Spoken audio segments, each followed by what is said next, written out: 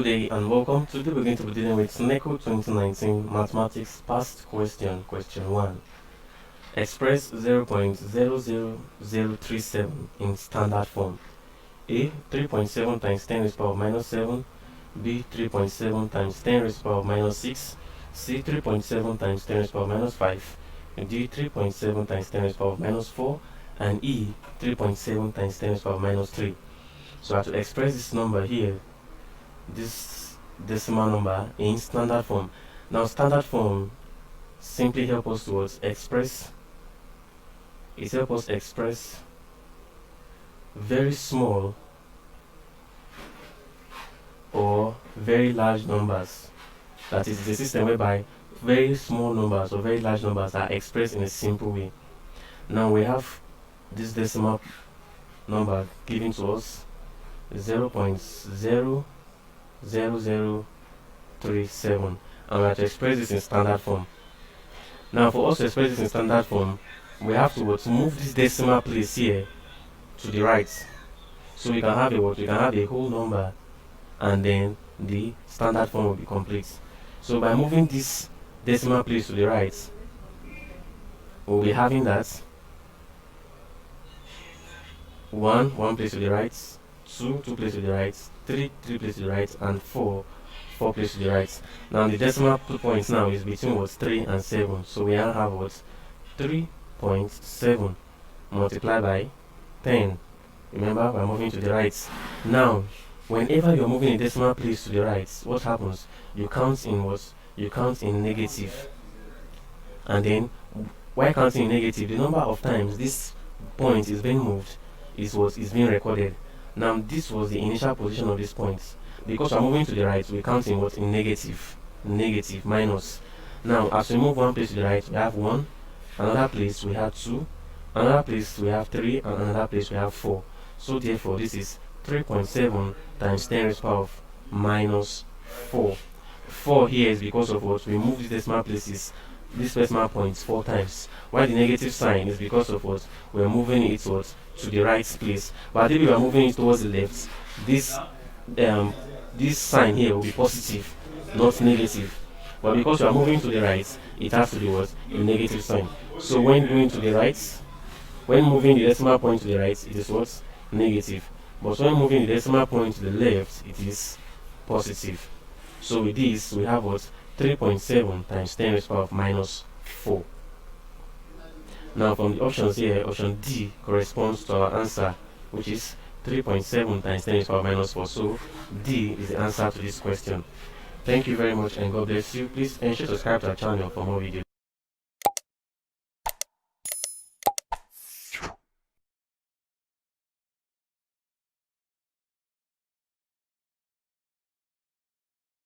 Hello, good day and welcome. Today we're going to be dealing with Neco 2019 Mathematics Past Question, Question 2. If 210x base 4 is equal to 146 base 10, find the value of x. Find the value of x. So A says 1, B 2, C 3, D 4, and E 5.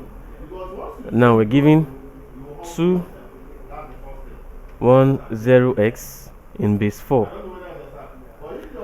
and it is equal to 146 in base 10. Now we are asked to find the value of x. Now for us to find the value of x here, we have to simply convert this number which is in base 4 to base 10, because the equation is equating this to 146, which is in base 10. So we have to make sure that the bases are the same. So we have to convert this 210x in base 4 to a number in base 10, and by doing that, by converting from base 4 to base 10, we simply multiply each of these numbers by by their base, which is 4. But the 4 will be carrying a power, and this power now will be starting from 0, that is from the right to the left, but starting from from 0. So we have 0, we have 1, 2, and then 3. So now therefore, like I said, we're multiplying them by their base. So we have 2 times 4. Now carrying the power raised to the power of 3 plus, let's put it in brackets, 1 times 4 raised to the power of what? 2 plus 0 times 4 raised to the power of what? 1. Remember, 1 is on the 0. 0 times 4 raised to the power of 1 plus x times 4 raised to the power of what? 0. Everything is equal to 146. Remember, it's in base 10, so just one number 146. Now opening these brackets here, all estimating this, we have what? 2 times 4 raised to the power of 3 simply means 4 times 4 times 4, and 4 times 4 will give us 16. 16 times 4 will give us 64. So 2 times 64 plus 1 times 4 raised to the power of 2, that's 1 times 16 plus 0 times 4 plus, now x times 4 raised to the power of 0 is what? 4 raised to the power of 0 is 1. Anything raised to the power of 0 is equal to 1. So we have x times 1 here. X times 1, everything equals to 146. Now let's continue here. 2 times 64 will give us 128. 128 plus 1 times 16 will give us 16 plus 0 times 4 will give us 0 plus, and x times 1 will give us what? X is equal to 146. Now let's add 128 plus 116. No, 128 plus 16 will give us what? 128 plus 16 will give us 144 plus 0 is 144 plus x is equals to 146. Now this is in base 10 already. They are now in base 10. Now we can simplify and say what? Subtract what? 144 from both sides, and you have that x is equal to 146 minus 144, and so therefore x is equal to 2. So therefore the answer for x is what? Is 2. X is equal to 2. Now let's check the options. Which of these options correspond to the what? To the answer. A says 1, B says 2. Yes, 2 is the correct answer to this option, because our x from our calculation is equal to 2. Thank you very much, and God bless you. Please ensure you subscribe to our channel for more videos.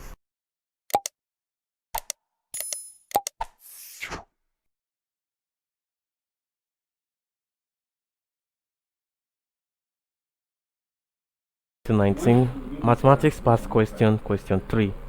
Simplify 2 whole number 1 over 3 plus 3 whole number 3 over 5 divided by 1 whole number 1 over 8, all in brackets. A, 2 whole number 8 over 15. B, 5 whole number 8 over 15. C, 6 whole number 7 over 8. D, 8 whole number 1 over 3. And E, 8 whole number 2 all over 3. So we are asked to simplify 2 whole number 1 over 3 plus, in brackets, 3 whole number 3 all over 5 divided by 1 whole number 1 over 8. Now we have a positive sign before the brackets, and we have what? A division sign in the brackets. But first of all, let's deal with what? The brackets. Let's solve for those in the brackets first before coming what? To the one outside the bracket. That means we are to open this bracket. Now for us to open this bracket, we have 2 whole number 1 all over 3 plus 3 whole number 3 all over 5 divided by 1 whole number 1 all over 8. Now let's deal with the brackets first of all. Now in the bracket we have 3 whole number 3 all over 5 divided by 1 whole number 1 all over 8. Now these numbers are in what? They are in mixed numbers. They are mixed numbers, and for us to continue with any calculation, we have to convert them to improper fractions. And by converting this now to improper fraction, we multiply it by the what? By the denominator, and add it to the numerator. Now the denominator is 5, so therefore we have 3 times 5 to give us 15, and 15 plus 3 will give us 18. So therefore we have what? 18 all over 5. Then divided by, here we have 8 as the denominator. So 1 times 8 will give us 8, plus 1 will give us 9. 9 all over 8. Now in mathematics, when dealing with a division in fraction, you have to convert this division sign to multiplication sign, and by doing that, your right hand side, the denominator will become the numerator, and the numerator here will become the denominator. So therefore now we were having what? 18 all over 5 multiplied by 8 over 9. We've introduced the word multiplication sign now. This 8 here has become the numerator, and the 9 here has become the denominator. So now we have what? 18 all over 5 times 8 over 9. Now 9 can go into 18 2 times, twice, and here once. So we will have what? 2 times 8 to give us what? 16. Then 5 times 1 to give us what? 5. So in the bracket now we have what? 16 all over 5. Now let's come back to this now. So therefore we have what? 2 whole number 1 all over 3 plus 16 all over 5. Remember, this 16 all over 5 was gotten from the what? From the simplification of the brackets. Now this is also in a mixed number. We have to convert it to what? To an improper fraction, and by doing that we say 2 times 3 to give us 6, plus 1 will give us 7 all over 3 plus 16 all over 5. So we have 3 here and we have 5 here. Now let's look for the LCM of 3 and 5. Now the LCM of 3 and 5 is what? Is 15. 15. Now 3 we go into 15 5 times, and 5 times 7 will give us what? Will give us 35, plus 5 will go into 15 3 times. 5 will go into 15 3 times, and 3 times 16 will give us 48. 48. So therefore we have that what? 35 plus 48 over 15. 35 plus 48 over 15, and that will give us 83 all over 15. So therefore we have 83 all over 15. Now 83 over 15 is what we've gotten now, but we have to break this 83 over 15 down by converting it to a mixed number. Remember, it's an improper fraction now, so we have to convert it to a mixed number. It's 3 over 15, and by doing that we'll say what? 83 divided by 15 will give us 83 divided by 15 will give us 5 whole number. 83 divided by 15 will give us 5 whole number 8 all over 15. 5 whole number 8 over 15. So this is the answer to this question. So the simplification of 2 whole number 1 over 3 plus, in brackets, 3 whole number 3 over 5 divided by 1 whole number 1 over 8 is equals to what? 5 whole number 8 all over 15.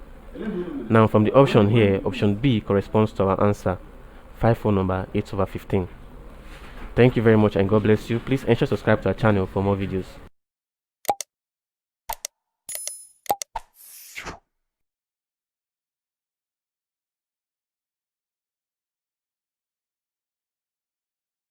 Good day and welcome. Today we're going to be dealing with Neco 2019 Mathematics Past Question, question 4.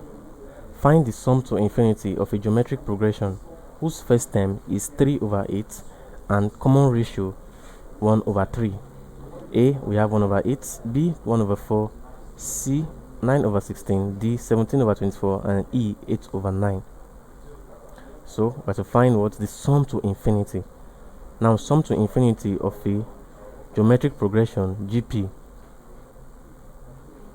sum to infinity of a geometric progression GP is equal to A all over 1 minus r, a all over 1 minus r, where 0 is less than r and r is less than 1. Now, we're given that the first term a is what? 3 over 8. So therefore, a is equals to 3 over 8. A equals 3 all over 8. And common ratio r is equals to 1 over 3. R equal 1 over 3. So therefore, we have that the sum to infinity of this GP is equal to 3 all over 8 divided by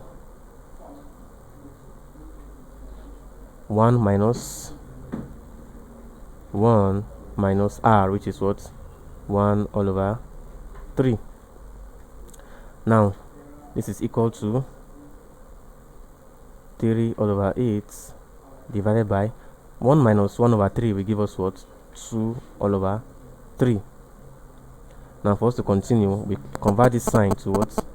We convert this sign to a multiplication sign. And by doing that, this denominator here will become the numerator, and the numerator here will become denominator, because we are converting the sign to a multiplication sign. And so from there, we have that what? We have 3 all over 8 multiplied by 3 all over 2. Now, this 3 here has become the what? Numerator, and this 2 here has become the denominator, because we've converted this division sign to what? A multiplication sign. From this now we can continue. 3 multiplied by 3 will give us what? Will give us 9, and 8 multiplied by 2 will give us 16. So therefore, the sum to infinity of this geometric progression is equal to 9 all over 16, and that is option C, 9 over 16. Thank you very much, and God bless you. Please ensure to subscribe to our channel for more videos.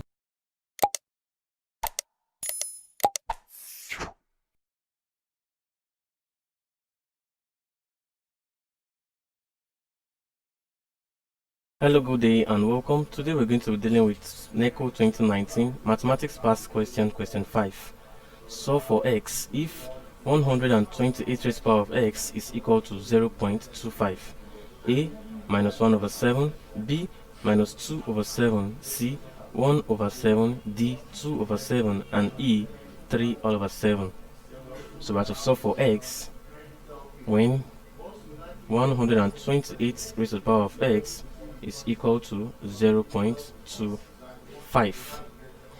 Now, this is actually a question under indices. Now, solving for x, we have to ensure that what? We ensure that these two numbers here on both sides are having what? The same whole number. Remember, x here is in power. X here is a power. So we must ensure that what? These two numbers here are what? In the same term. Now, what do I mean? Let's come to this right hand side. Here, this right hand side, we have 0.25. Now we convert the 0.25 into a fraction. And by converting this into a fraction, we have what? Moving these decimal places to the two places to the right, we have 25 all over 100. And 25 all over 100, 25 here 1, 25 here 4 is equal to 1 all over 4. So therefore, 128 raised to the power of x is equal to 1 all over 4. And this is the same thing as saying 1 over 4 is equals to 1 all over 2. 1 over 2 raised to the power of what? 1 all over 2 raised to the power of 2.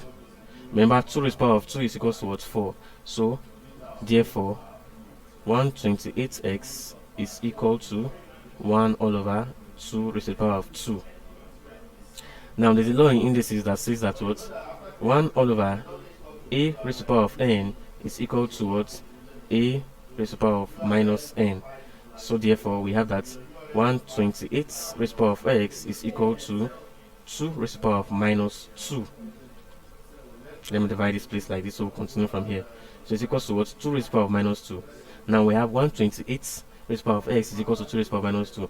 Now here, the power is x, and here the power is minus 2. But now these whole numbers are different. And for us to be able to pick out our powers or cancel out these whole numbers, we'll make sure that they are the same. Now 128 here is a what? Is a product of 2. And 2 can multiply itself 7 times to give us 128. So therefore, that is to say 128 is equals to what? 2 raised to the power of 7. And so therefore we say 2 raised to the power of what? 7 multiplied by x is equal to what? 2 raised to the power of minus 2. And this will give us 2 raised to the power of 7x is equals to 2 raised to the power of minus 2. Now since the whole numbers are the same, we cancel each other, and then we have our what? We pick our powers. Now picking the power, we have that what? 7x is equals to minus 2. And to get x, we divide both sides by the coefficient of x, which is 7. And we have that what? X is equals to minus 2 all over 7. So minus 2 all over 7 is the answer or the value for x. And from the option here, option B here corresponds to our answer, minus 2 all over 7. Thank you very much and God bless you. Please ensure to subscribe to our channel for more videos.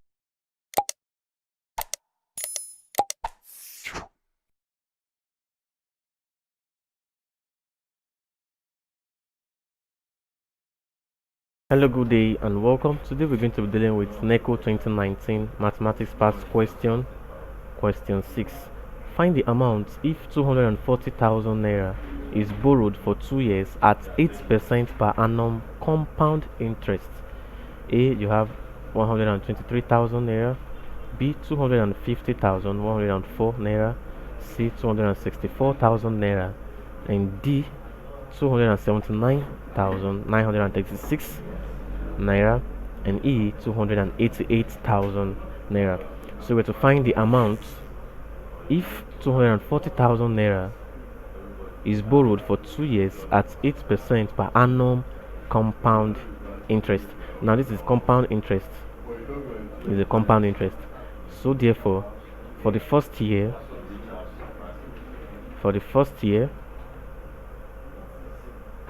since it's as compound interest and they said it is for 2 years, so for the first year he borrowed what? It's the rate is 8%. That is the interest now is 8% per annum. So 8% for the first year multiplied by what? The amount borrowed, which is 240,000 naira. 240,000.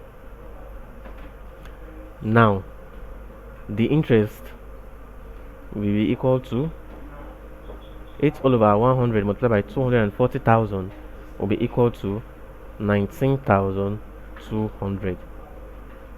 Now this is the interest for the first year.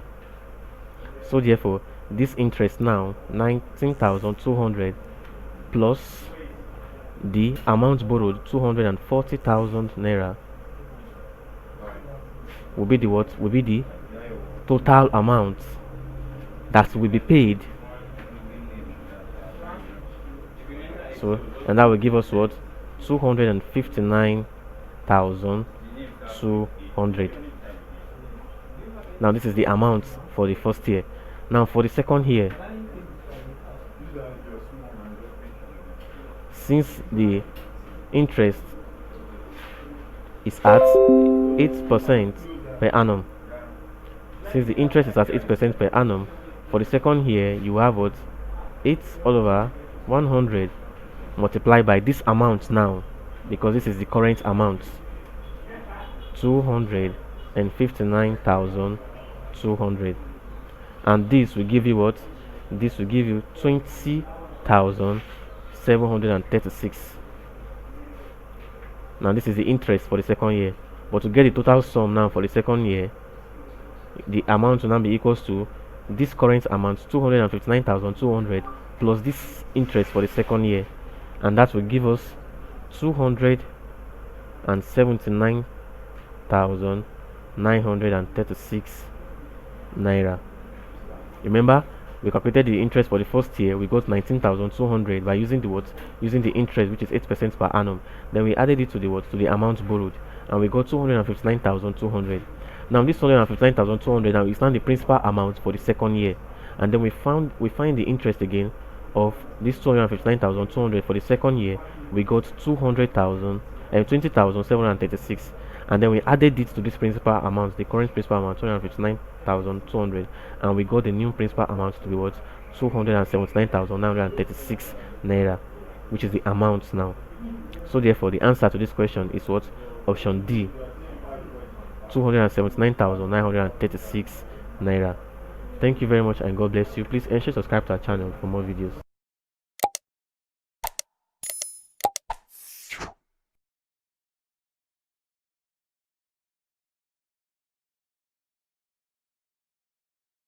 Hello, good day and welcome. Today we're going to be dealing with Neco 2019 Mathematics Past Question, Question 7.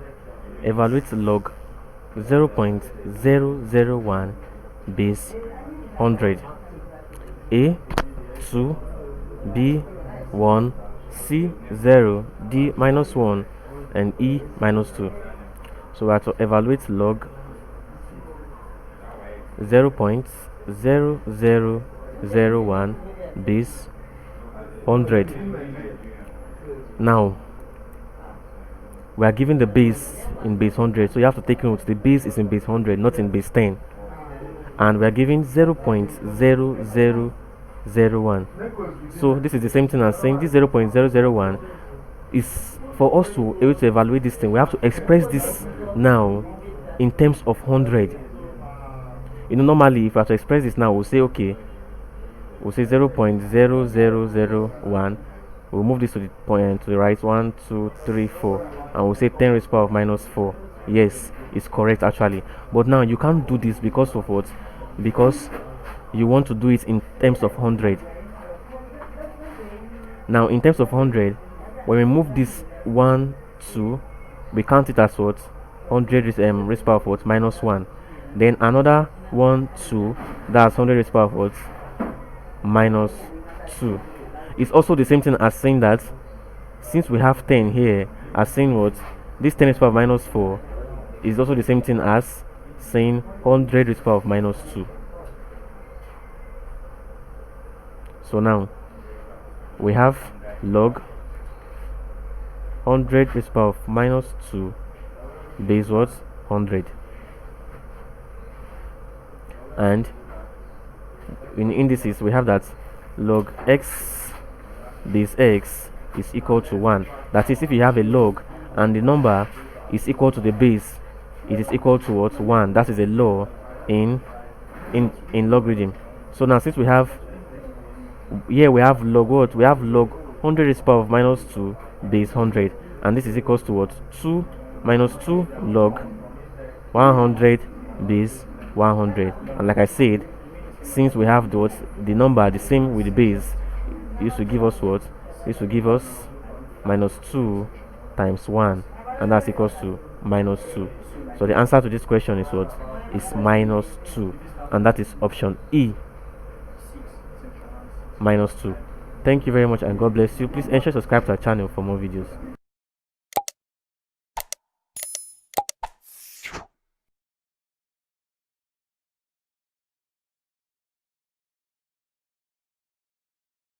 Good day and welcome. Today we're going to be dealing with Neco 2019 Mathematics Past Question, Question 8. Simplify in brackets 27 all over 64, everything raised to the power of minus 2 over 3, multiply by square root of 36 all over 100. Now A, we have 3 over 80, B 9 over 20, C 4 over 5, D 16 over 15, and E 13 over 10. Now let's divide our page. So we're given 27 all over 64 all raised to the power of minus 2 all over 3, multiply by the square root of 36 all over 100. Now this can be simplified by what? By simply saying, now this is 27 all over 64 raised to the power of minus 2 all over 3. That's I want to simplify here first. Now let me simplify this part. Now in indices now in indices we have that if you have a number A raised to the power of minus m all over n, this is equals to n root A, that is 1 all over n root a. This one here is as a result of this negative sign that is here. Now this n here is this n because of the fraction. Then everything raised to the power of what? M. Everything is power of m, which is this m here. So by following this law, we have that what? We have 1 all over cube root 27 all over 64. Everything here raised to the power of what? Raised to the power of 2. So you can see it now. This 2 here is our m. This negative here is what gives us this 1 all over. And this 3 here is the cube root. Then multiply by. Now we are here now. This is something as saying what? The square root of 36 all over the square root of 100. And here also this is something as saying 1 all over, in brackets, the cube root of 27 all over the cube root of 64. Everything is power of 2 multiply by. Now the square root of 36 is 6 all over, and the square root of 10 of 100 is 10. Now we are still here now. So here we have what? 1 over. Now the cube root of 27 is what? Is 3. 3 times 3 will give us 9, and 9 times 3 will give us 27. So it's 3, and the cube root of 64 is 4. 4 times 4 will give us 16. 16 times 4 will give us what? 64. So 4, and this is raised to the power of what? This 2 here. Don't forget this 2. 2 multiply by what? 6 all over 10. And this here will give us what? 1 all over. Opening this bracket now with the square, 3 square will give us what? 9 all over, and 4 square will give us 16. So you have 1 all over 9 over 16 multiply by 6 all over 10. Now 1 over 9 all over 16 is the same thing as saying what? 16 all over 9. Then multiply by what? 6 over 10. Now how do I get 16 over 9 here? This is 1 all over 9 over 16, and it's just the same thing as saying 1 divided by 9 over 16. Now changing this sign to multiplication sign, this denominator will move what? Become numerator, and numerator become denominator, and so we'll have what? 1 times 16 over 9, which is equal to 16 over 9. So that was how I got 16 over 9 here. So we have 16 over 9 multiplied by what? 6 over 10. 16 over 9 multiplied by 6 over 10. But let's break this 6 over 10 into in simplest form. By breaking this here now, we know that 2 will go into 6 3 times, and 2 will go into 5 and into 10 5 times. So therefore now we have what? 16 all over 9 multiplied by 3 over 5. Let me create a space here. So we have what? 16 over 9 multiplied by 3 all over 5. Remember, we broke this down now. This 6 over 10. So 2 will go into 6 3 times, and into 10 5 times. So 16 times 3 will give us 16 times 3 will give us 48 all over, and 9 times 5 will give us what? 45. 9 times 5 will give us 45. Now 3 can go into 48. 3 will go into 48 16 times. So this is equals to what? 16. And 3 will go into 45 how many times? 15 times. So therefore the answer to this question is what? 16 all over 15. 16 over 15. And this is option D. 16 over 15. Remember how we simplify everything getting to this point. We had 16 over 9 multiplied by what? 6 over 10. We simplify 6 over 10 to give us 3 over 5, and then we multiply each of it together. 16 times 3 over what? 9 times 5, and that gives us 48 over 45. Now simplifying 48 over 45, since 3 is a common factor, we have what? 3 in 48 to give us 16, and 3 in 45 to give us 15. So therefore the answer is what? 16 all over 15, which is option D. So option D is the correct answer. Thank you very much, and God bless you. Please ensure to subscribe to our channel for more videos.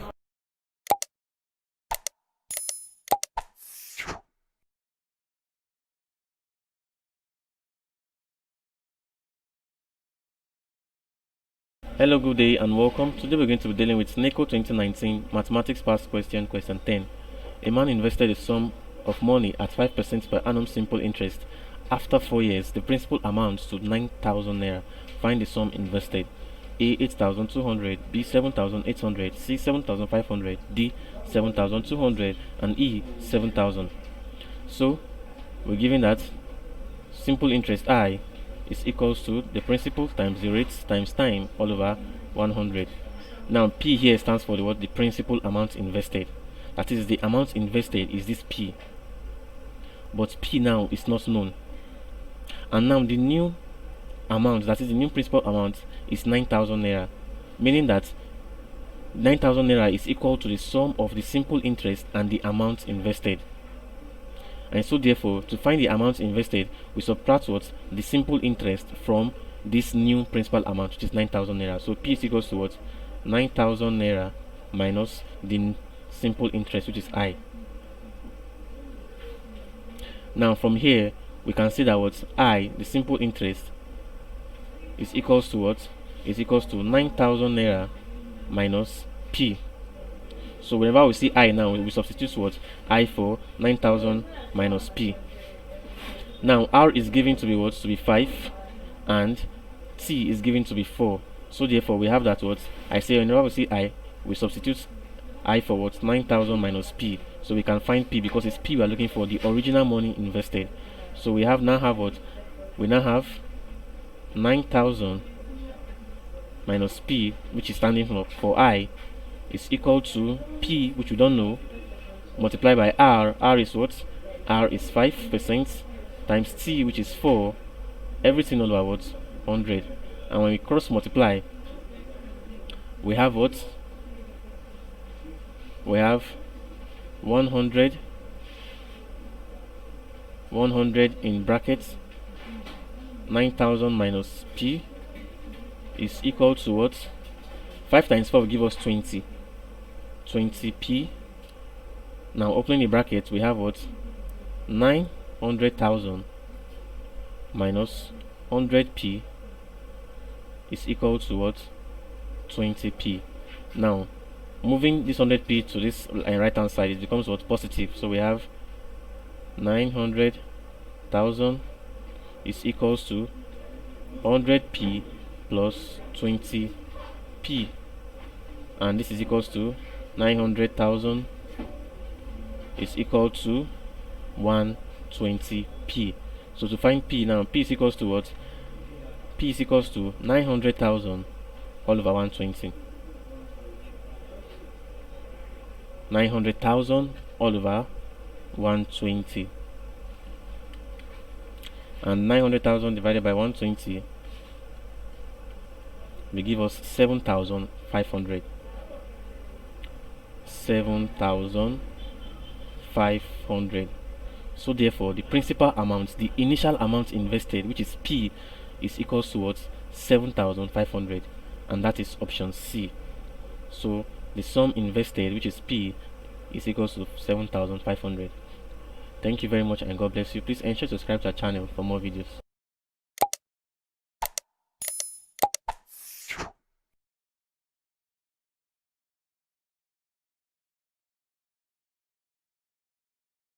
Hello, good day and welcome. Today we're going to be dealing with Neco 2019 Mathematics Past Question, Question 11.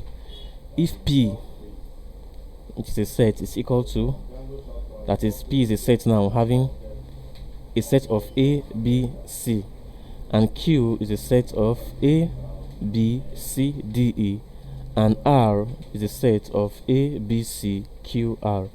Now, find P union Q in brackets intersecting P union R in another bracket. A, we have a set of A, B, C, D. B, a set of A, B, C, D, E. C, a set of A, B, C, D, E, F. And D, a set of A, B, C, and E, an empty set. So the question, we're given a set of P to be A, B, C, a set of Q to be A, B, C, D, E, and a set of R to be A, B, C, Q, R. Now we are asked to find what? In brackets P union Q intersecting what? P union R in another bracket. Now, first of all, let's find the set of P union Q. Now, P union Q simply means what? The sum or the set of P and Q. The set of P and Q combined. And when you combine the set of P and Q, you will have what? We're going to have A, B, C, D, and E. A, B, C, D, and E. Now, this is the set of what? P union Q. Now, we have what? P union R. P union R. That is the set of P combined with the set of R. And we have what? We have A, comma, B, comma, C, comma, Q, comma, and R. So this is the combination of the set P and set R. Now the question says we should find what? The intersect or the intersection of P union Q and P union R. So therefore P union Q intersects P union R is equal to, now this intersect here simply means what? What you will find in set P union Q and still find in what? Set P union R. That is the common content in these two sets. What we will find in P union Q and will still be what's common, that is also found in P union R. Now if you look at this, you see that A is in P union Q and also in P union R. So you write what? So you write A, comma, also B is in P union Q and also in P union R. B. Now C also is in P union Q and P union R. C. Now D is in P union Q but it's not in P union R, so we won't write it. Also E is in P union Q but not in P union R, you won't write it. Likewise Q and R, they are not common. So therefore P union Q intersecting P union R is equal to the set of A, B, and C, and that is what? That is option D. So A, B, C is the answer to the what? To P union Q in bracket intersecting P union R. Thank you very much and God bless you. Please ensure to subscribe to our channel for more videos.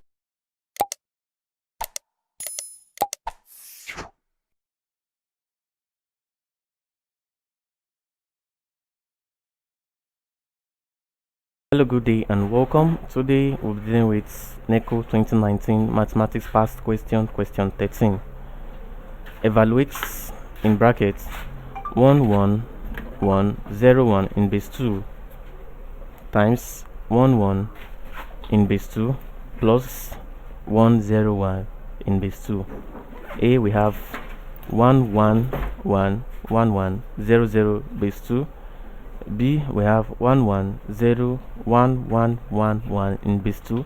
C, we have 1110111 in base 2. D, 1011100 in base 2. And E, 1001100 in base 2. So we have to evaluate this arithmetic in base 2. So first, let's pick out these brackets and analyze these brackets first of all. Let's pick out the brackets. So first we have 11101 multiplied by 11 in base 2, everything in base 2. Now I'm doing this. We have that 1 times 1 should give us 1, 1 times 0 0, 1 times 1 1, 1 times this one 1, and 1 times this one 1. Now let's pick the second one again. 1 times 1 will give us 1, 1 times 0 0, 1 times 1 1, 1 times 1 1, and 1 times 1 1. Now let's add these results. Now by adding these results, we have 1 plus nothing here will give us 1, 0 plus 1 will give us 1. 1 plus 0 will give us 1. Now 1 plus 1 will give us 2. But remember, we are what? We are solving in base 2. So now since 1 plus 1 will give us 2, we will now see how many times will 2 go into 2, which is what? 1 time. Then remainder what? 0. Now write that remainder here, which is 0, and put what? And put the 1 here now. So now we have 1 plus 1 plus 1, and that is 3. Now how many times will 2 go into 3? Once. Remainder what? 1. We put the 1 here and carry that 1 and come here. So this is the remainder. Remember, 2 will go into 3 once. This is the 1. And now remainder 1. This is the 1 here now. Now 1 plus 1 will give us 2. Now 2 can go into 1 once. We put that 1 here now. Remainder what? 0. Then now we bring this 1 here down. So now from this multiplication we have what? 1 0 1 0 1 1 1 in base 2.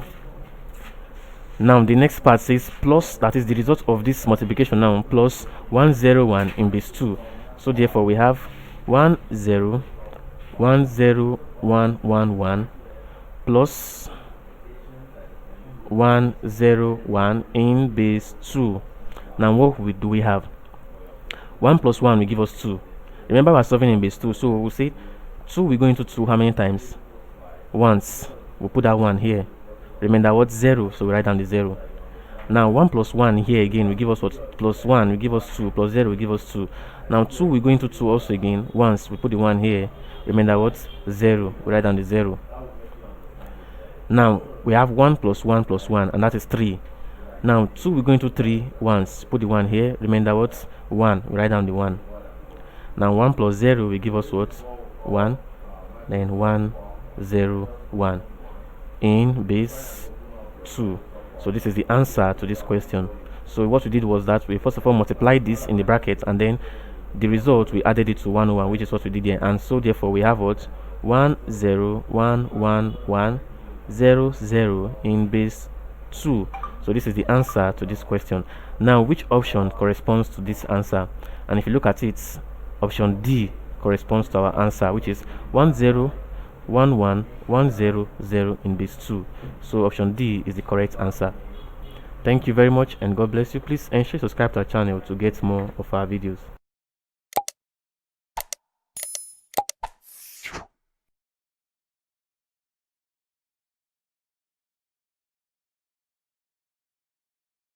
Good day and welcome. Today we're going to be dealing with Neco 2019 Mathematics Past Question 14. The 21st term of an arithmetic progression is 36. Find its first term if its common difference is 6. A minus 84, B minus 48, C 28, D 57, and E 96. So we're given that the 21st term of an arithmetic progression is 36. That is T21 is equals to what? 36. That the 21st term is 36. Now we have to find the first term if its common difference is 6. Now the formula for finding a term in an AP is given as Tn is equals to A plus open bracket n minus 1 close bracket times D. Now this Tn here is what? Number of terms. A here is the first term, which is what we're looking for, unknown. N is the number of terms, and that is what? 21. Then D here is the what? Common difference, and it's given that the common difference is what? 6. So with this now, we can say what? T21 is equal to A plus open bracket N here now is what? 21 minus 1 close brackets times what? D, which is 6. And we know that T21 is equals to what? 36. So therefore we say what? 36 is equals to A plus open bracket 21 minus 1 close bracket multiplied by 6. Now this will give us 36 is equal to A plus 20 times 6. 36 is equal to A plus 120. Now bringing 120 to this side, you have what? A is equals to what? 36 minus 120, and A is equal to minus 84. minus 84. So the first term of this arithmetic progression is minus 84. Minus 84. And that is option A. So minus 84 is the first term of this arithmetic progression. Thank you very much and God bless you. Please ensure to subscribe to our channel for more videos.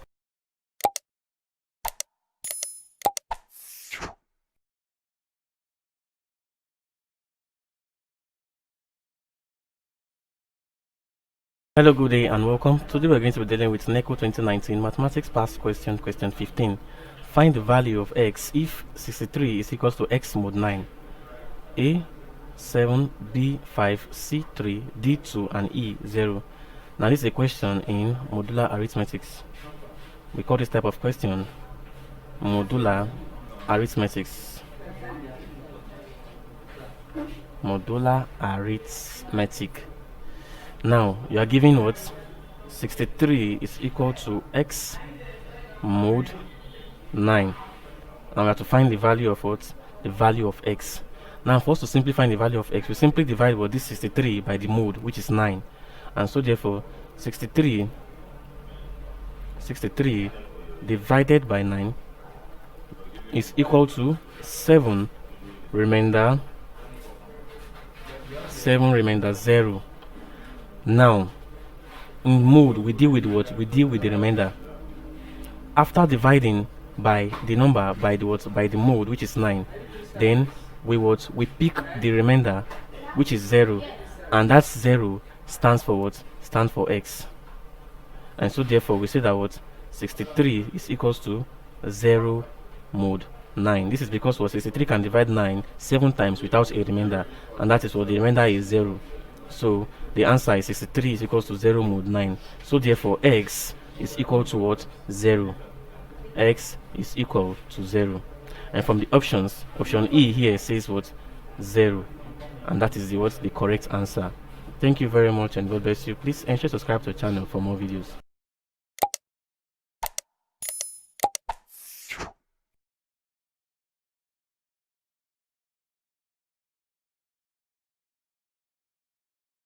Hello, good day and welcome. Today we're going to be dealing with Neco 2019 Mathematics Past Question, question 16. Given that M is a matrix of, that's a 2 by 2 matrix, 2, 1, 3, 4, and N also is a 2 by 2 matrix, minus 1, minus 2, 2, and minus 4. Find 2M minus N. 2M minus N. A, we are given a matrix of 3, 0, 4, 4. B, matrix of minus 5, minus 4, minus 4, and minus 12. C, 5, 4, 4, 12. D, minus 5, 0, 4, 12. And E, 3, 3, 1, 8. So, we are given this matrix M. Matrix M is 3, M, 2, 1, 3, 4. And also, matrix N is 2 by 2 matrix. Minus 1, minus 2, 2, minus 4. Now we have to find what? 2 times this m, that's 2m, minus this n. So simply, let's just split this, and then let's pick out this was 2m. Remember, we have to find 2m minus n. But now let's evaluate 2m. Now 2m will be equals to the scalar product, that is the scalar product of the matrix M, which is 2, 1, 3, and 4. So we have to find the scalar product of this matrix M, that is 2 times M. And so with this we'll have what? We'll have 2 times 2. These 2 now multiply every what member of this matrix. 2 times 1, 2 times 3, and 2 times 4. So with this we have what?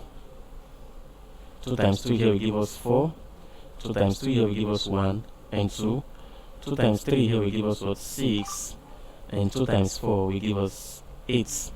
So we have now this 2m is equals to what?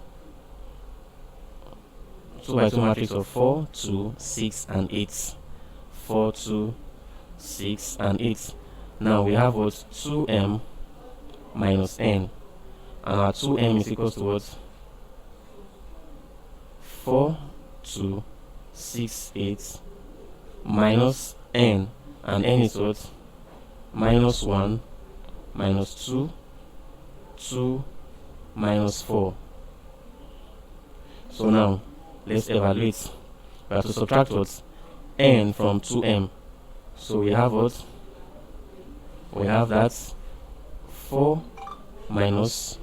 Now each of these words we subtract its own corresponding word side. So we have 4 minus minus 1.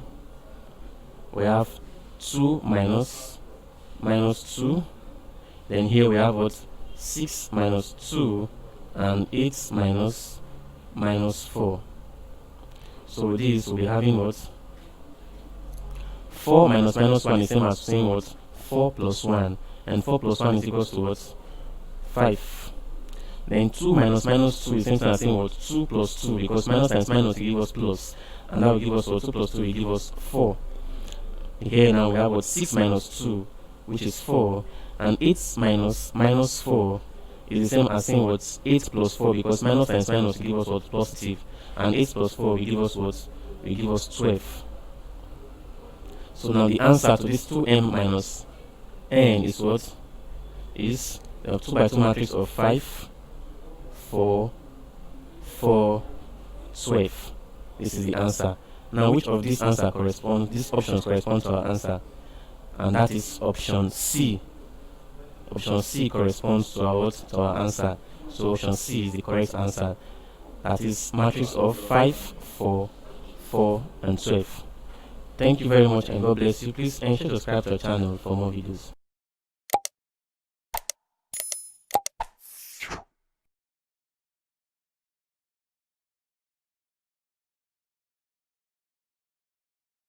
Hello, good day and welcome. Today we're going to be dealing with Neco 2019 Mathematics Past Question, question 17.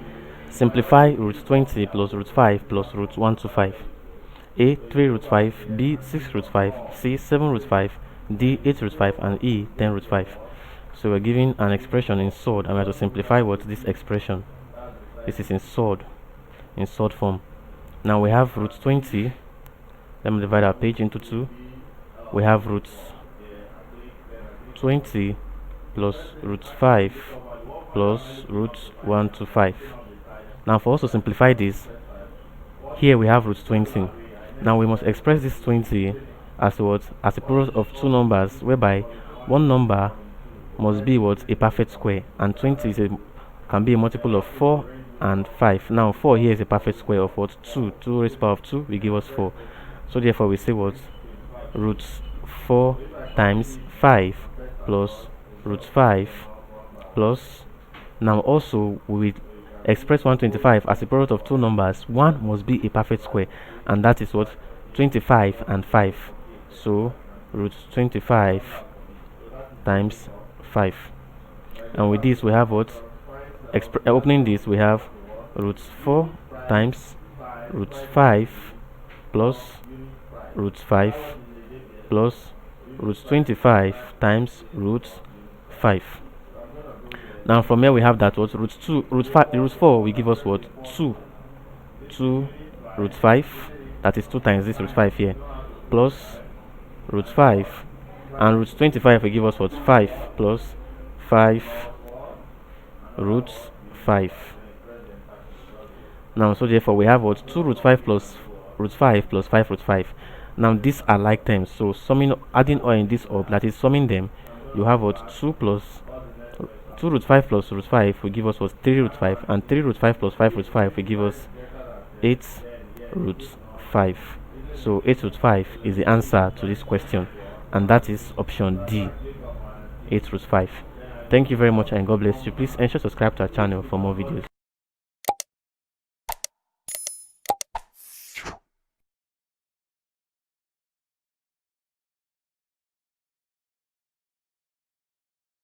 Hello, good day and welcome. Today we're going to be dealing with Neco 2019 Mathematics Past Question, question 18.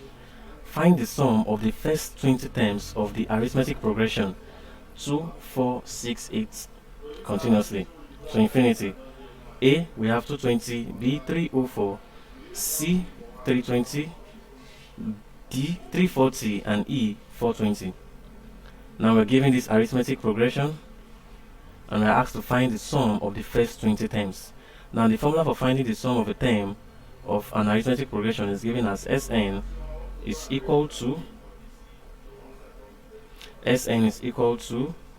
n all over 2 open brackets 2a plus open brackets n minus 1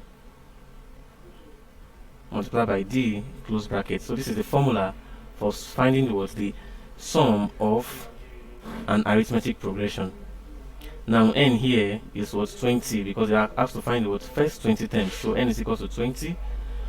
A, which is the first term, like we see, this is a, 2, the first term. And then n, yes, n is 20, and then d is the common difference. D is the common difference, which is equals to, now to find d, you just simply must subtract 2 from 4, or you subtract 4 from 6, or you subtract 6 from 8. And when you do this difference between each of these numbers must be the same. Now 4 minus 2 will give us 2, 6 minus 4 will give us 2, 8 minus 6 will give us 2. So therefore the common difference is 2. Now let's solve. We have to find the sum of the first 20 term, and that is S20 is equal to 20 all over 2 open brackets 2 times 2, remember a is 2, plus open brackets, now n is 20 minus 1 close brackets multiplied by d, and d is 2 close brackets. So we have that S20 is equal to 20 divided by 2 will give us 10 into 2 times 2 here will give us 4 plus 20 minus 1 here will give us 19, then times 2, 19 times 2. So we have that S20 is equal to 10 into 4 plus 19 times 2 will give us 38. 4 plus 38. And so we have that S20 is equal to 10 multiplied by 4 plus 38 to give us 42. And so therefore S20 is equal to 10 times 42, 420. So the sum of the first 20 term of this arithmetic progression is 420, and that is option E, 420. Thank you very much and God bless you. Please ensure to subscribe to the channel for more videos.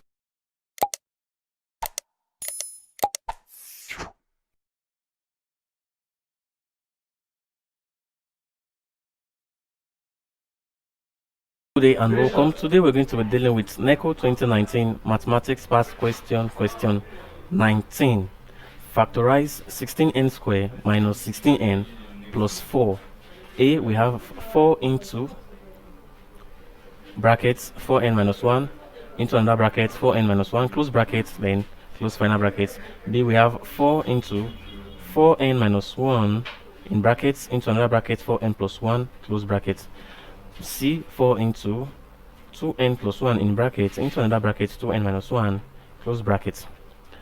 And D, we have 4 into 2n minus 1 in brackets into another bracket 2n minus 1 close brackets. And E, we have 4 into n minus 4 in brackets into another bracket n minus 4 close brackets. So we are asked to factorize. We are asked to factorize 16n square minus 16n plus 4. 16n square minus 16n minus 16n plus 4.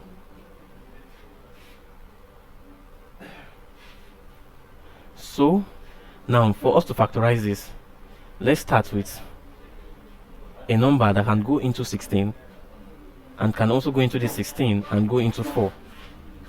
If you look at this, 16 here, 16 here, and 4. Now they have a common factor, and that common factor is is 4. The common factor is 4. That is, 4 can go into 16, can still go into into 4 itself. And so therefore we have that 4 into, now 4 into 16 will give us 4. So we have 4n square, that is 4 times 4 will give us 16n square, minus 4 into 16 will give us 4 minus 4n, plus now 4 into 4 will give us 1. So now we have what? 4 into 4n square minus 4 plus 1. Now this is the same as this. By opening this bracket, you have what? The same thing here. So we're just factorizing because the question says what? Factorize. And so we have to factorize what? So the simplest form. Now we have 4 into 4n square minus 4n plus 1. So now we have to deal with what? With the brackets, content of the brackets, because we have a quadratic with expression here. We have 4n square minus 4n plus 1. Now we have to look for a number that can what? That can multiply two numbers now that can multiply itself to give us 4. Remember, you are having the coefficient of n to be 4, so therefore you just have it at the back of your mind that this one here is not actually 1. This one here represents what? 4. Since the coefficient of n is 4, just have it at the back of your mind that here it is 4 that is there. Just have it at the back of your mind that there you have what? 4. So now, what two numbers will multiply themselves to give us what? Plus 4, and we add to give us what? Minus 4. That is, when you add these two numbers, you get minus 4, and when you multiply them, you get what? Plus 4. And those two numbers are what? Minus 2 and minus 2. Now minus 2 plus minus 2 will give us minus 4, and minus 2 times minus 2 will give us 4. So therefore we pick what? Minus 2 minus 2. So we have 4 into 4n square minus 2n plus 1. Remember, I told you that it is 1 that is here, but just have at the back of your mind that, well, this one represents 4, because 4 here is the coefficient of n. So 4 times 1 will give us 4, and that was how we got to this minus 2 minus 2.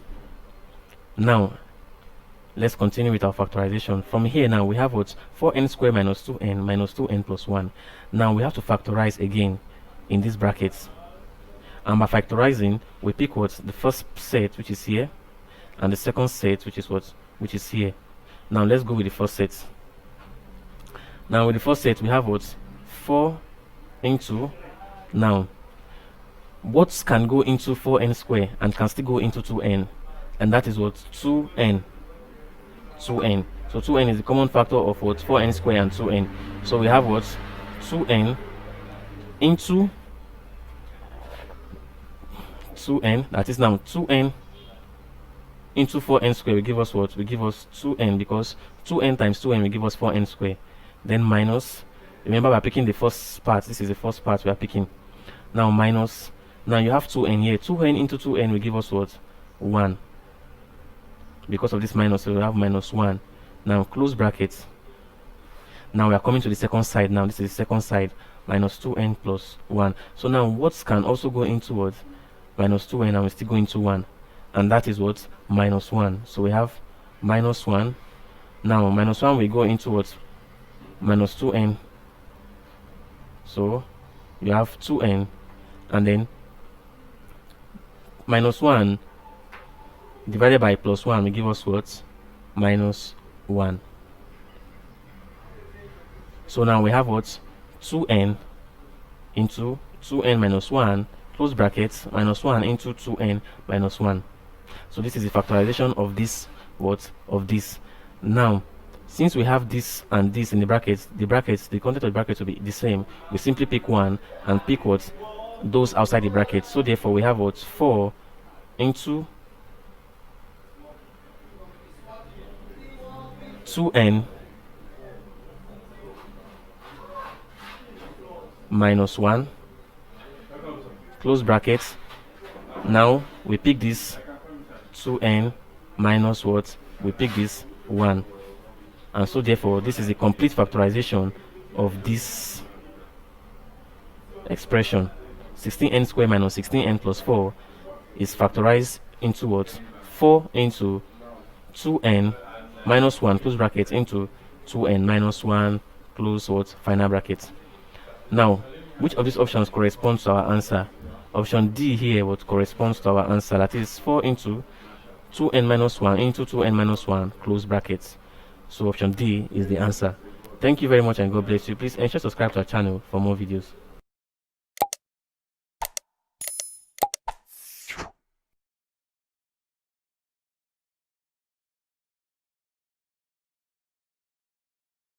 Hello, good day and welcome. Today we're going to be dealing with Neco 2019 Mathematics Past Question, question 20. If x varies directly as y and 1 over y varies directly as z, how does x vary with z? A, x varies directly as y and z. B, x varies directly as z. C, x varies inversely as z. D, x varies inversely as y. And E, x varies inversely as yz. So we are given that x varies inversely with y,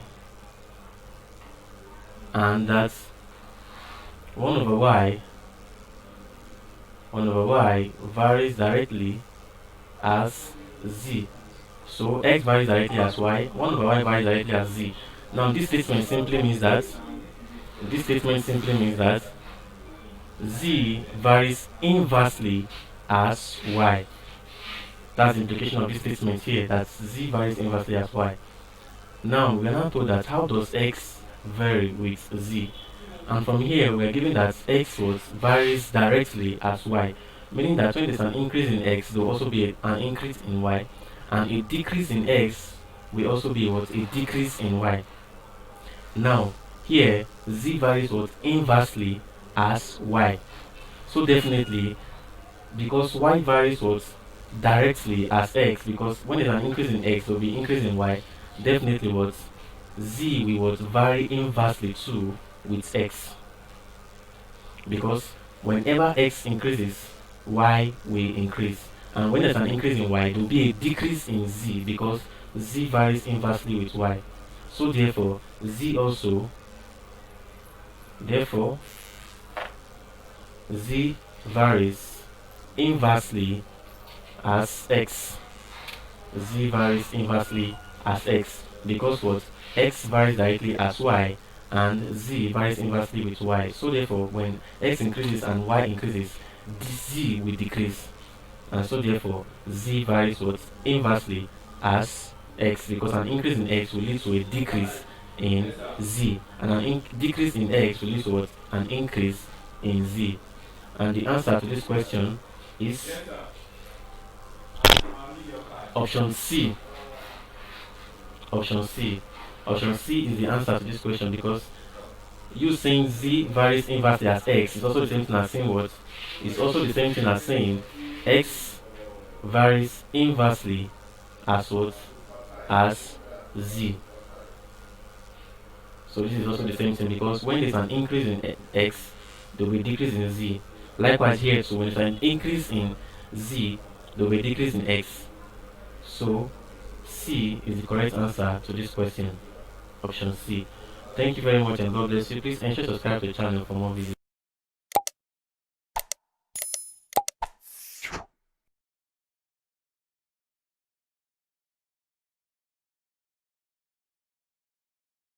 Good day and welcome. Today we're going to be dealing with Neco 2019 Mathematics Past Question, question 21.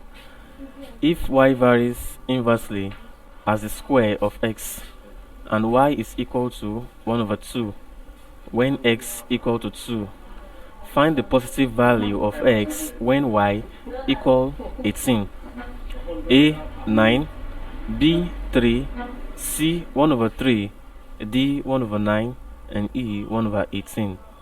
So we are given what's a question under variation, and let's divide our board under variation, and it says if y varies as inversely as the square of x, meaning that y varies what? Inversely as the square of x, that is y varies what? Inversely as x squared. Now removing this proportionality sign, that's introducing our constant. Let the constant be k. Let k be what? Constant. Introducing this constant now, we have that what? We have that y is equal to k all over x squared. Y is equal to k over x squared. Now this k is a constant. Now we're given that y is equal to 1 over 2 when x is equal to 2, meaning that we have to find what? The equation connecting y and x by finding what? The value of this constant k. Now we're given that y is equal to 1 all over 2 when x is equal to 2. So therefore we say 1 over 2 is equal to k all over 2 square, and this is equals to what? K all over 4. Remember, 2 squares equals to 4. Now from this we have that what? 1 all over 2 is equal to k over 4. Now when you cross multiply, we'll have that what 2k is equal to 4. Dividing both sides by the coefficient of k, which is 2, we have that what k is equal to 2. K is equal to 2. Now the equation connecting y and x now will be what y is equals to 2 all over x square. But the question says find the positive value of x when y equal 18. So when y equals 18, when y equal 18, but to find the positive value of what x, now we have that what 18 is equal to 2, which is the k constant, all over what x square. Now let's continue here, x square. So we have what 18 is equals to 2 all over x square. Now when we cross multiply, this same thing as saying 18 over 1. By cross multiplying, we have what 18 x square is equals to what 2. Remember, we cross multiply, so 18 will multiply x square, 1 will multiply 2 to give us 2. Now from here, we're dividing both sides by the what coefficient of x. We have what divided by 18 all over 18, and we have what 18 to cancel 18. We have x square is equals to, now 2 here 1, and 2 in 18 will give us 9, is equals to 1 all over 9.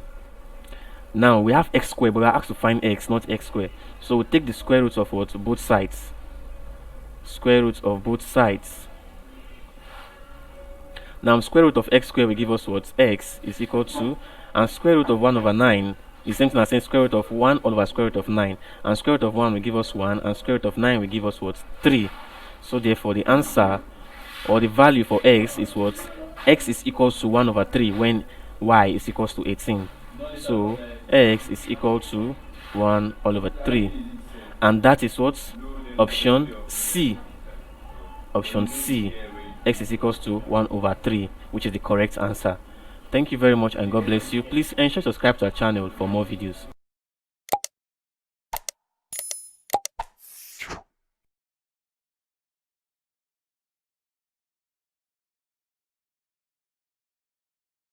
Hello, good day and welcome. Today we're going to be dealing with Neco 2019 Mathematics Past Question, question 22. Make L the subject of the formula, and 2 is equals to 2 pi into brackets L over G, close brackets, raised to the power of 1 over 3. A, L is equals to 6 pi cube all over GT cube. B, L is equals to GT cube all over 8 pi cube. C, L is equals to GT cube all over 6 pi cube. And D, L is equals to 8 pi cube all over GT cube. And E, L is equals to 2 pi cube square root T over G. So let's divide our solving page into 2. Now we're asked to make what L the subject of the formula in this given expression. We're given T is equals to 2 pi into 1 all over G raised to the power of 1 all over 3. Now we're to make what L the subject of the formula. L here the subject of the formula. Now making L the subject of the formula means what? We are trying to make L to stand alone.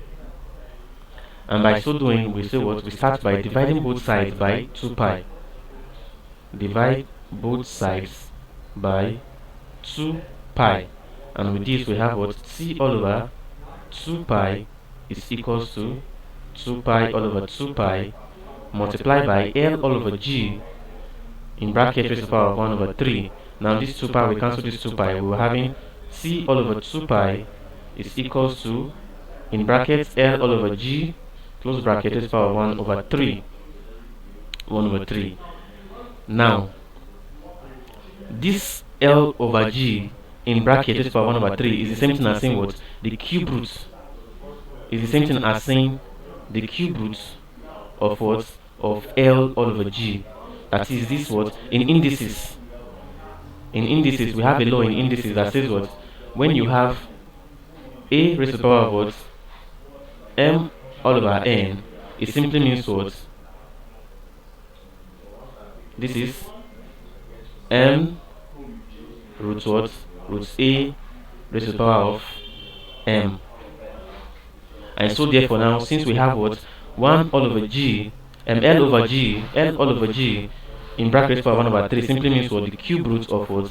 L over G. This L over G here is our A. And then this 3 here is the N, and the 1 here is the M. So everything is power of M will give us 1, will give us the same thing.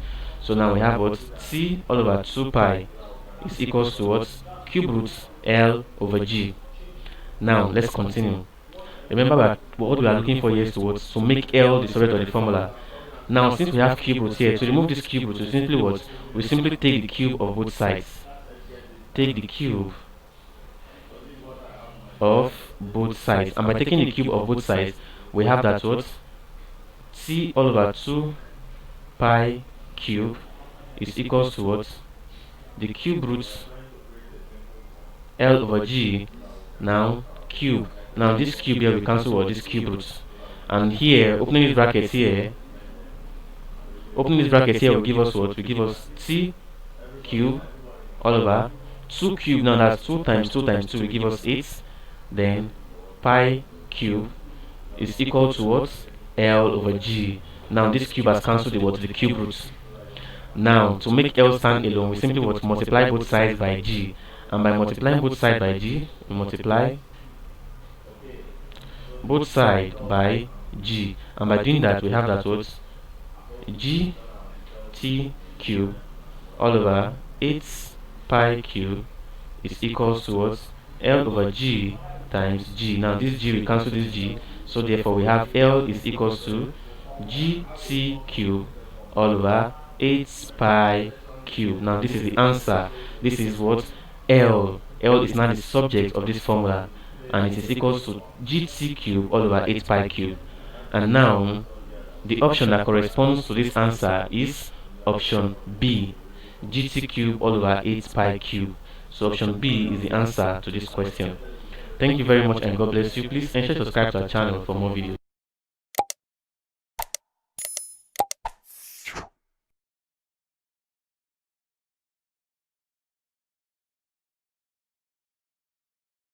Good day and welcome. Today we're going to be dealing with Neco 2019 Mathematics Past Question 23. Given the relation y is equal to qx plus 3 for every values of x and y in the table below. Now this is the table below here. For every value of what? Of x and y in the table below. Now we have to find the value q for any corresponding values of x. So find the value of q for any corresponding value of x and y. Now a says 2, b says 3, c says 6, d says 8, and e says 10. Now this is the table given to us. We have x here and we have the y here. Now these are the corresponding values. That is, when you have x is equals to minus 3, y is also minus 3. When you have x is equals to minus 2, y is equals to minus 2, and so on.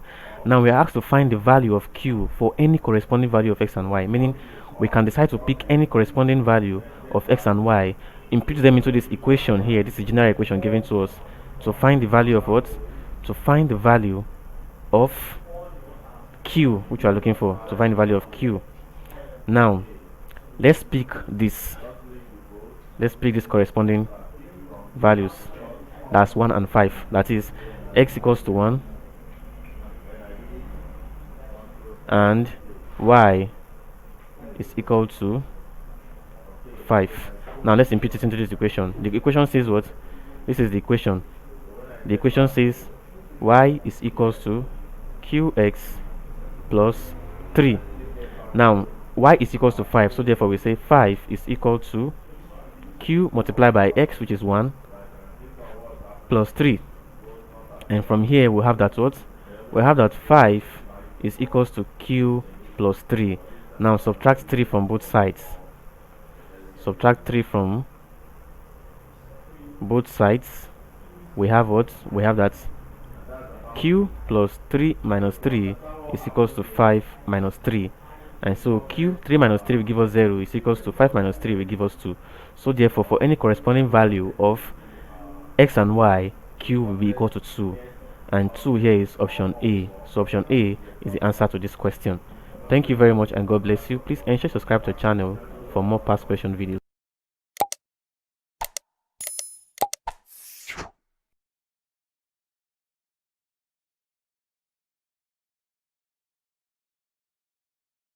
Hello, good day, and welcome. Today we're going to be dealing with Neco 2019 Mathematics Past Question, question 24. Solve the equation 1 over x minus 5 over 3x is equal to 5 over 6. A, x is equals to minus 4 over 5. B, x is equals to minus 3 over 2. C, x is equals to minus 1 over 2. And D, x is equals to 1 all over 2. And E, x is equals to 1. So we're given this equation 1 all over x. We're given an equation 1 all over x is minus 5 all over 3x is equal to 5 all over 6. 1 over x minus 5 all over 3x is equal to 5 over 6.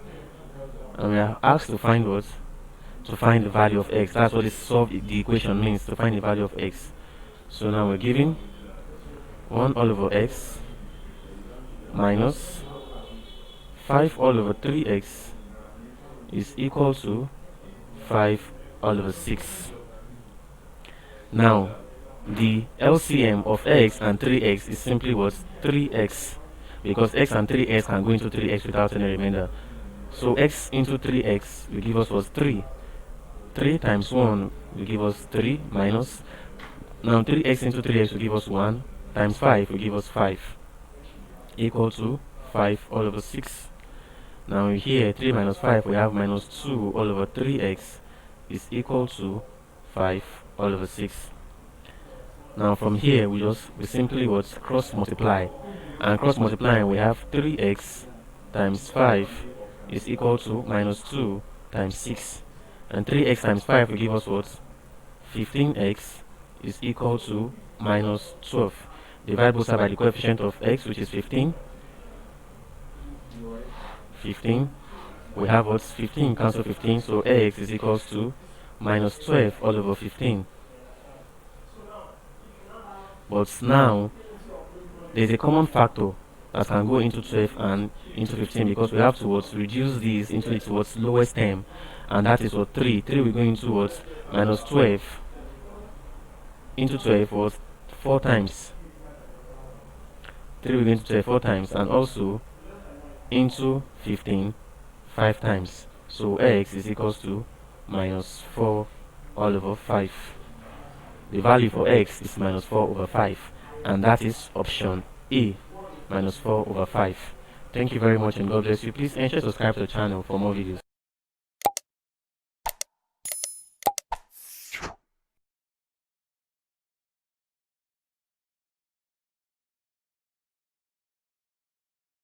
Hello, good day and welcome. Today we're going to be dealing with Neco 2019 Mathematics Past Question, question 25.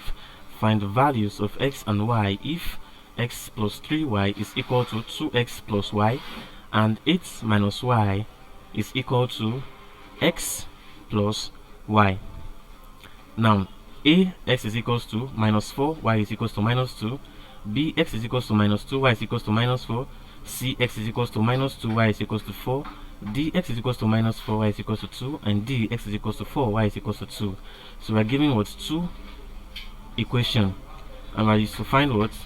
We're to find x and y from these 2 equations. Now this is just a simultaneous equation. This is an example of a simultaneous equation, that is, finding the value of x will lead us towards getting the value of y, and getting the value of y will lead us to getting the value of x. That's why it's called simultaneous equation. That is, we are solving them at the same time. Now we have x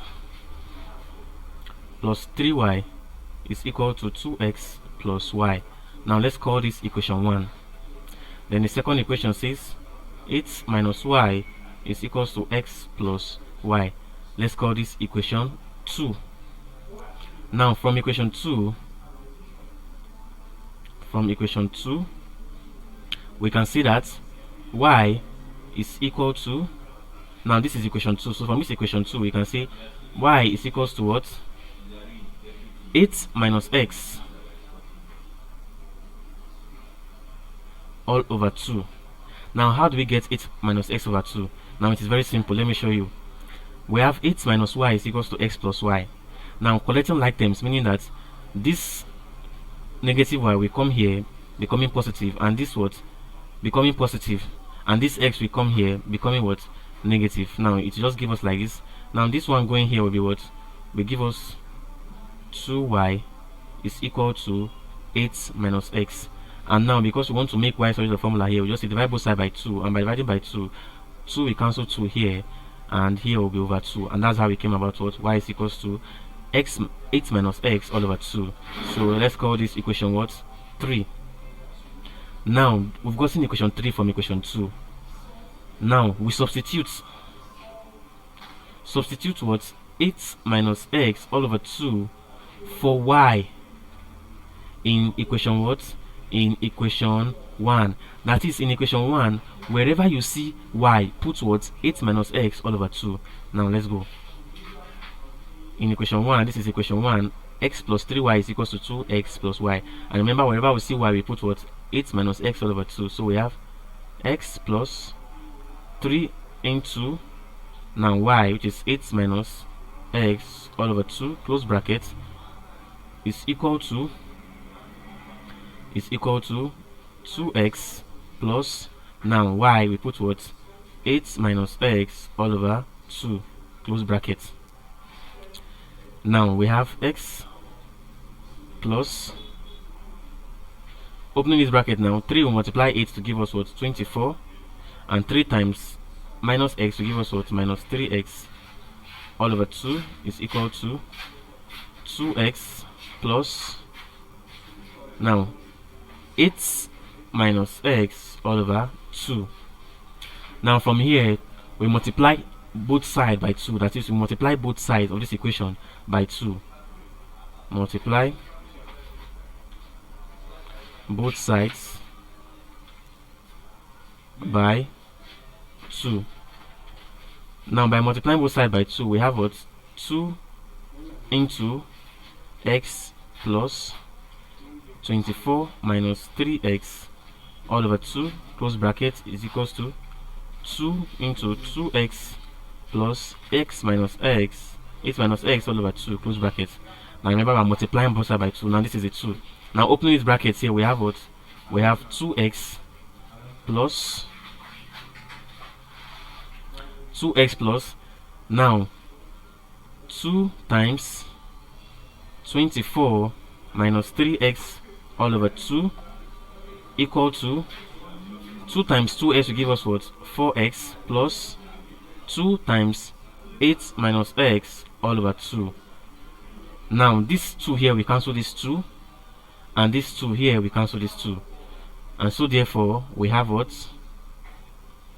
So therefore we have, now we have what? 2x plus 24 minus 3x is equal to 4x plus 8 minus x. Now collecting like terms here. By collecting like terms means that what? We collect those that are alike. Now we have 2x minus 3x and equals to 4x plus 8 minus x. Now from here, by collecting like terms, we'll have that what? We'll have 2x minus 3x minus 4x plus x is equal to 8 minus 24. Now 2x minus 3x will give us what? Minus 1x. Minus 1x minus 4x will give us minus 5x, and minus 5x plus x will give us what? Minus 4x is equal to, now 8 minus 24 will give us what? Minus 16. Now divide both sides by the coefficient of x, which is minus 4. Minus 4, we have that what? We have that x is equals to 4 here, minus 4 here, 1, minus 4 here, 4. X is equals to 4. Now the value for x is what? Is 4. So now, since we've gotten x, remember I told you it's a simultaneous equation, we can now find y. And how do we find y now? Using equation 3, which says y is equals to 8 minus x all over 2. We simply say what? Y is equals to 8. Now we've gotten x to be 4 minus 4 all over 2. And so y is equals to what? We can now say y is equals to 8 minus 4 will give us 4 all over 2. And y is equals to 2. So now y is equals to 2 and x is equals to 4. So therefore x is equal to 4 and y is equal to 2. This is the answer to this what? Simultaneous equation. Now which of this option corresponds to our answer? We have x is equals to 4 and y is equals to 2, and that is option E. Option E is the correct answer. Thank you very much and God bless you. Please ensure to subscribe to our channel for more videos.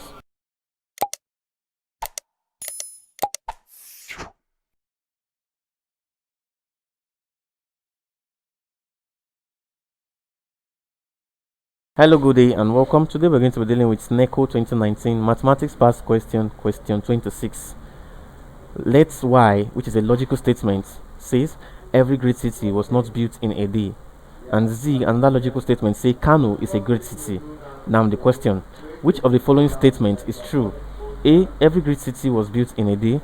B, Kano was built in a day. C, Kano was not built in a day. D, Kano is not a great city. And E, some great cities were not built in a day. Now, this is a logical statement, and the logical statement Y says every great city was not built in a day, and now logical statement Z says Kano is a great city. So this simply implies that Kano, being a great city, was not built in a day. Now let's take the options. Option A says every great city was built in a day. No, the statement says every great city was not built in a day, so option A is wrong. Option B says Kano was built in a day. No, Kano being a great city, and it is stated here that every great city was not built in a day, so therefore Kano was not built in a day, so it is wrong. Option C says Kano was built in a day. Yes, because Kano is a great city and every great city was built in a day, was not built in a day. Now D says Kano is not a great city. No, the statement says it clearly that Kano is a great city, so this is wrong. And E says some great cities were not built in a day. No, it says every great city were not built in a day, not some, so this is wrong. So the correct answer now, that is the correct statement or the true statement, is what? Option C. Kano was not built in a day, because Kano is a great city and every great city was not built in a day. So C is the answer. Thank you very much and God bless you. Please ensure to subscribe to our channel for more videos.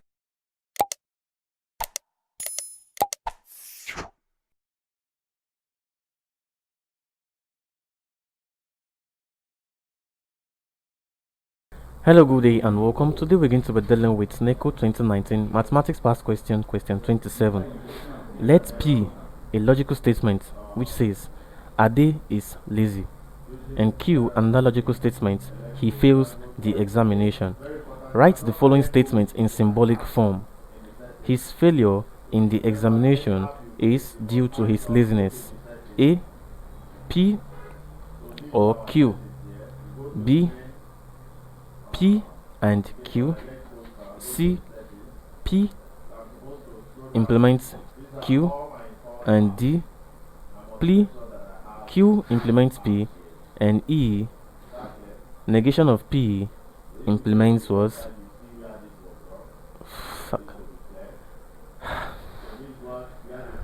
Hello, good day and welcome. Today we're going to be dealing with Neco 2019 Mathematics Past Question, question 27.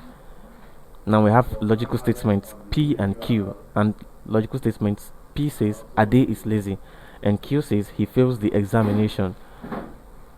Now the question, write the following statement in symbolic form. The statement is his failure in the examination is due to his laziness.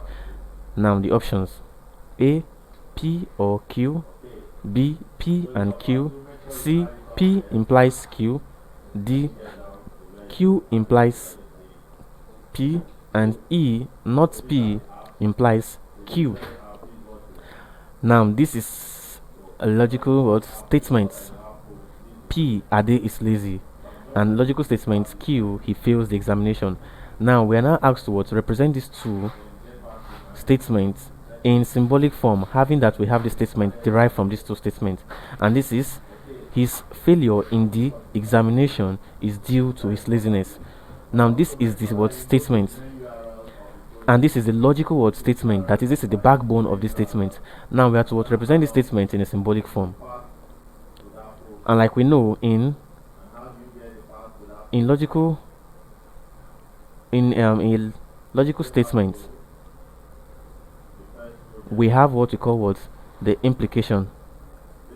That is, when a statement implies another statement. Now let's go.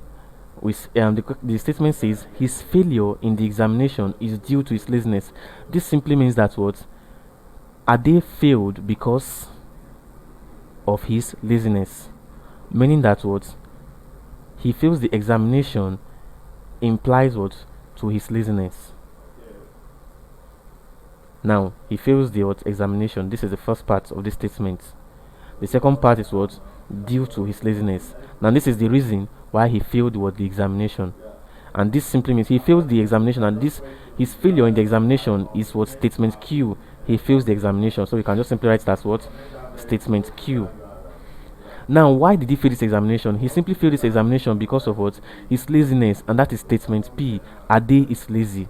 So simply we can just simply say what Q what implies P, that is his failure in the examination, which can also be written as he fails the examination because of his laziness, which is due to his laziness, simply means that what statement Q, which is he fails the examination, implies P, that is it is because of his laziness that he failed the examination. So what Q implies statement P. Q implies statement P. Now let's check the options. Which of these corresponds to our answer?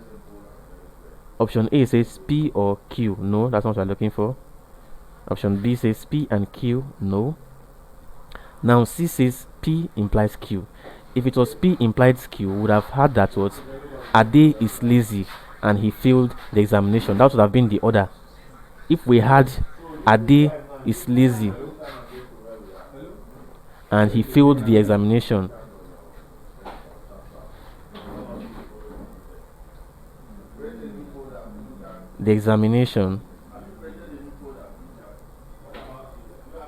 that would have been what C, that is P. Ade is lazy, so therefore, so let's remove this, and so he failed what the examination. Now that would have been what C, meaning that was option, that statement P implies statement Q. Implies statement Q. But now this is the order. His failure in the examination, so statement Q comes before what statement P is due to his laziness. Now option D says what Q implies P. Yes, this is the correct answer. And statement E says what not P. Not P now simply means what Ade is not lazy, and this is already wrong. So the answer to this question is option D. His failure in the examination, which is Q, is due to his laziness, implies what Ade is lazy, statement P. So option D is the correct answer. Thank you very much and God bless you. Please ensure to subscribe to our channel for more videos.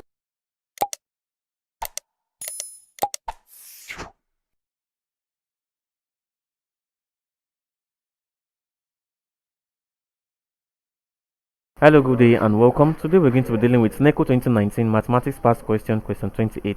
Which of the following pairs of inequalities is represented on the number line below? Now this is the number line, and we have two sets of inequalities on this word number line. Now the options given is that P is less than minus 2 and P is greater than or equal to 1. B, P is less than or equal to minus 2 and P is greater than 1. C, P is less than or equal to minus 2 and P is greater than or equal to 1. D, P is less than minus 2 and P is greater than 1. And E, P is less than or equal to minus 3 and P is greater than 3. Now this is the number line, and this is the first inequality here. This is the first inequality, and here we have what? We have the zero, the line pointing towards the left, and it is shaded. Now in inequality, when you have your arrow pointing towards the left, it is what? Less than. And also when you have this circle shaded, it is either what? It's representing that it is what? Equal to also. So this we say it is what? Less than or equal to. And so therefore we say P is less than or equal to minus 2. This is for the first.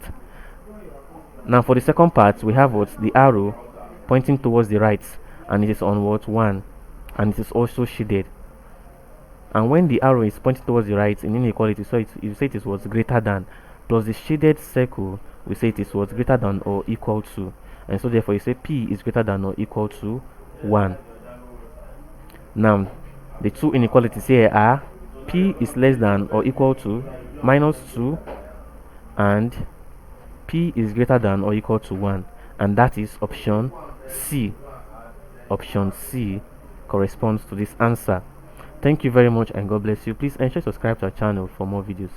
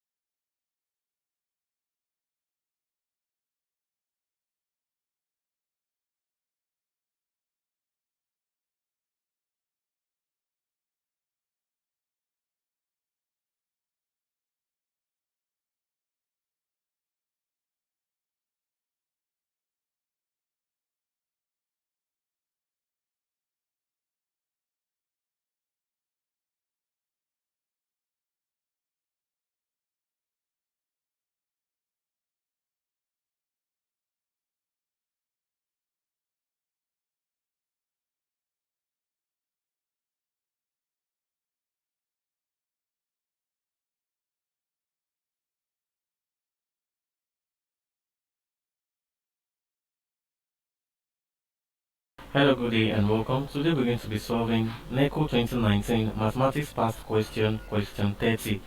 Find the quadratic equation whose roots are 2 all over 3 and minus 9. But to find the quadratic equation with the following roots 2 over 3 and minus 9.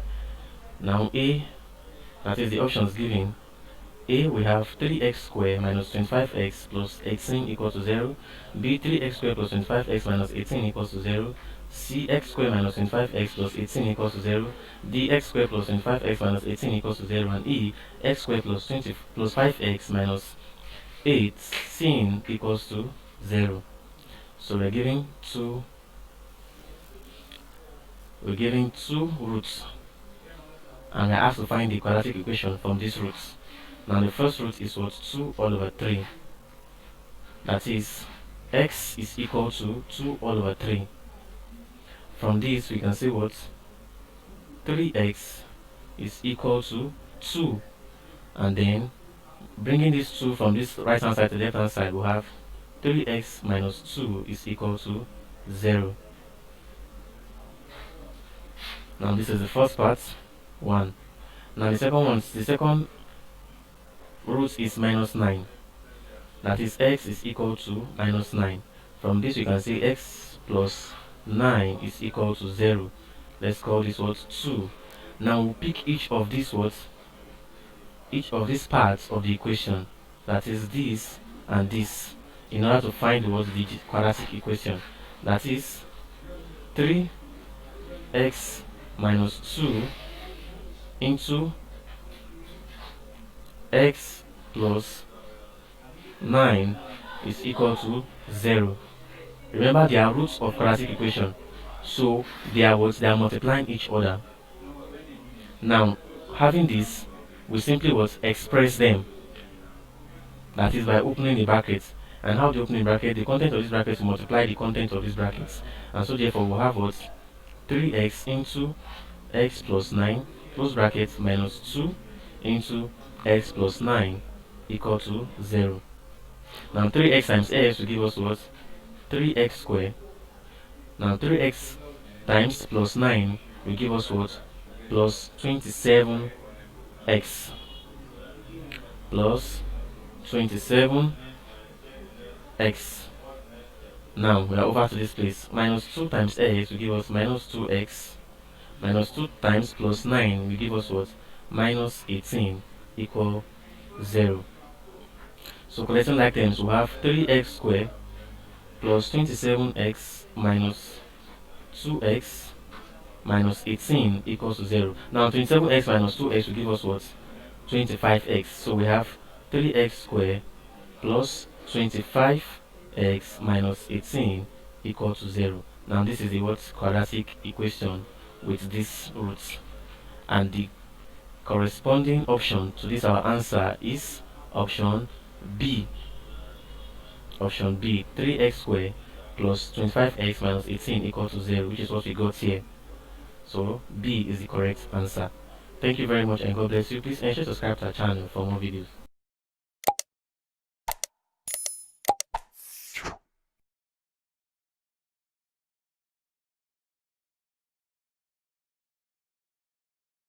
Good day and welcome. Today we're going to be solving Neco 2019 Mathematics Past Question 31. Simplify 1 all over x minus 3y minus 2 all over x plus 4y. So to simplify this, A, we have x plus 10y all over x minus y into x plus 4y. B, we have x minus 10y all over x minus 3y into x plus 4y. C, we have 10y minus x all over x minus 3y into x plus 4y. D, we have 10x plus y all over x minus 3y into x plus 4y. And E, we have 10x minus y all over x plus minus 3y into x plus 4y. So we are given this algebra and we are asked to simplify it. We are asked to simplify the algebra. So we're given 1 all over x minus 3y minus 2 all over x plus 4y. Now for us to simplify this, since this algebra is given in fractional form, we have to find the LCM. And to find the LCM, we must ensure that this LCM is divisible by x minus 3y, which is the denominator of this part, and also divisible by x plus 4y, which is the denominator of this segment. And so therefore for us to get the LCM, we simply multiply x minus 3y by x plus 4y. And by multiplying this, we have that the LCM is equal to, like LCM is lowest common multiple, is equal to x minus 3y into x plus 4y. Now with this, we can see all these are factors of this algebra here. So we can say the LCM, which is x minus 3y into x plus 4y. Now x minus 3y, we go into this by cancelling this, leaving x plus 4y. And so therefore x plus 4y times 1 will give us will give us x plus 4y minus, now x plus 4y can go into this by cancelling by cancelling this, leaving out x minus 3y. And so we have x minus 3y times 2, and that'll be 2 into x minus 3y. Now remember, these are the LCM. I just cancelled them to illustrate how the division can go. So this LCM still remains the same because at the LCM, I just did the cancellation here, meaning that x minus 3y, we cancel x minus 3y here, leaving you with x plus 4y. And x plus 4y times 1 will give us this. Then x plus 4y can go into this LCM by cancelling this, leaving what x minus 3y, and by multiplying 2, we have this. But they still remain. I just illustrated this by cancelling it. So from here, we have what? We have x plus 4y in brackets minus 2 into x minus 3y close brackets all over x minus 3y in brackets into x plus 4y. This is the LCM. Now opening this bracket, we have x plus 4y. Now this is a minus 2 here outside the bracket, and remember the sign out before a bracket affects the content of the bracket. Now minus 2 times x will give us what? Minus 2x, and minus 2 times minus 3y will give us what? Plus 6y. Remember, minus times minus will give us what? Positive, all over x minus 3y into x plus 4y. Now by collecting like terms, we have that what? X minus 2x will give us what? Minus x positive and minus 2x, so to give us minus x, and 4y plus 6y will give us what? Will give us 10y, all over the LCM, which is what? X minus 3y into x plus 4y. And this is what? The answer to this question. This is a simplification of this question. 10y minus x all over x minus 3y into x plus 4y. And this is option C. 10y minus x all over x minus 3y into x plus 4y. So option C is the correct answer. Thank you very much and God bless you. Please ensure to subscribe to the channel for more videos.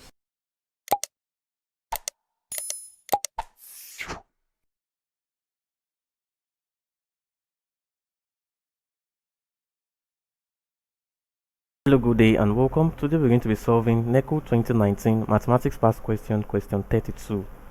Evaluate xy plus 1 all over 2 a square multiplied by y when x is equal to minus 20, y equal to 3, and a equal to 4.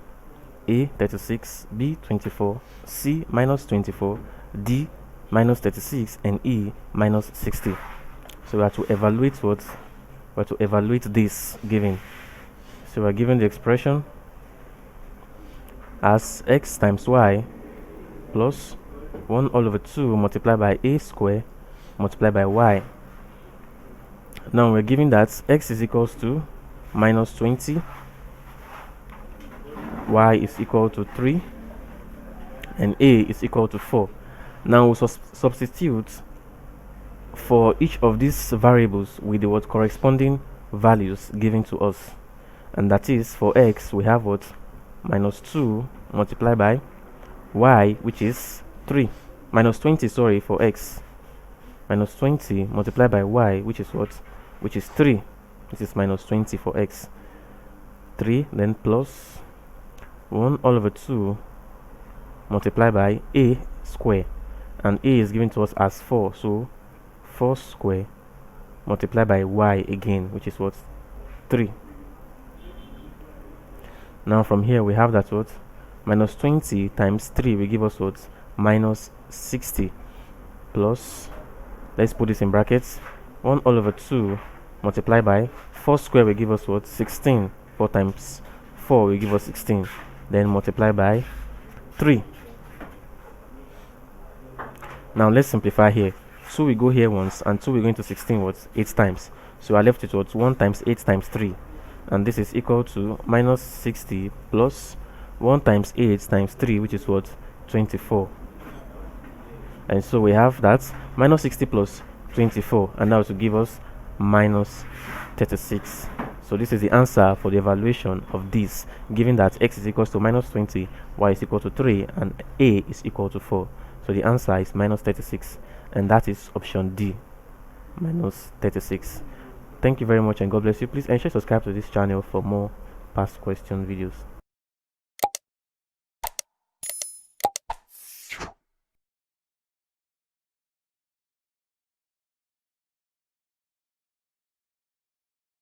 Good day and welcome. Today we're going to be solving Neco 2019 Mathematics Past Question, question 33. Given that a base n is equal to That is, when you have something like a base n now, this n now represents what numbers ranging from either 0 to infinity, and it says give is equal to, that is, this expression simply means 3n cubed plus 5n squared minus 27 all over n. Now evaluate a base 3 plus a base 2 correct to the nearest whole number. A 39, B 40, C 41, D 42, and E 50. Now let's divide our page. Now we are given that whenever we have a base n, now I told you this n stands for what? Any number. It simply means what? 3 raised to the power 3 times n cube plus 5 times n square minus 27 all over n. Now we are asked to evaluate what? A base 3 plus a base 2. So it simply means what? We'll find a base 3 and also find a base 2 and then sum it up. So let's start with what? A base 3, and this will give us what? 3 times, since n is 3 now, n is equal to 3, we have what? 3 times 3 cube plus 5 times 3 square minus 27 all over 3. Remember, the n is equal to 3. Now we have that this is equal to, opening this bracket, we have 3 multiplied by what? 27. 3 cubed, that's 3 times 3 times 3 will give us 27. Then plus, open brackets, 5 times 3 square will give us what? 9 minus 27. Everything over what? 3. Everything over 3. And with that, we'll have that what? We'll have that 3 times 27 will give us 81 plus 5 times 9 will give us 45 minus 27. Everything over 3. And this is equal to 99 all over 3, and this is equals to 33. So therefore a plus 3 is equals to what? 33. I mean a base 3 is equals to 33. A base 3. Now we have a base 2, and this is simply what? That whenever you see n, you replace n with what? With 2.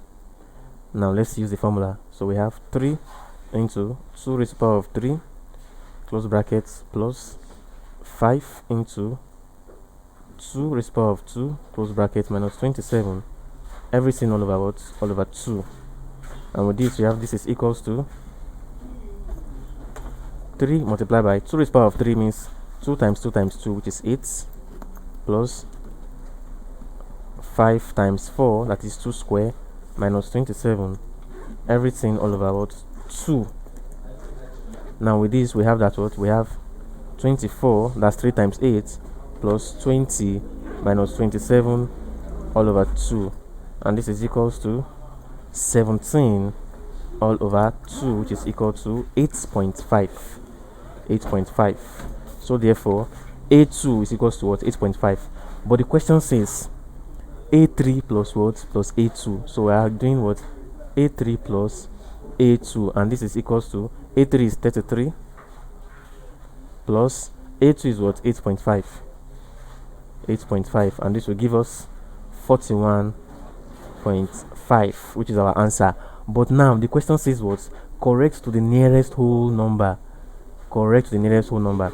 And to correct to the nearest whole number, because we have 5 here after the decimal point, we can what? Round up. And by rounding up, we have that what? We have 42. This is the nearest whole number. So 42 is the correct answer. And that is option D, 42. Thank you very much. Please ensure to subscribe to our channel for more videos.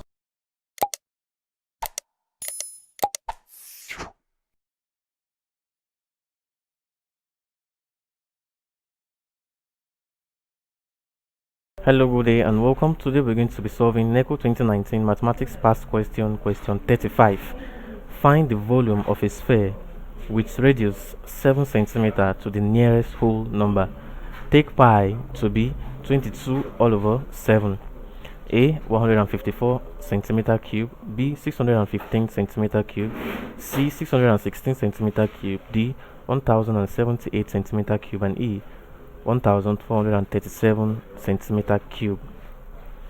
So we're to find the volume of a sphere with radius 7 centimeter.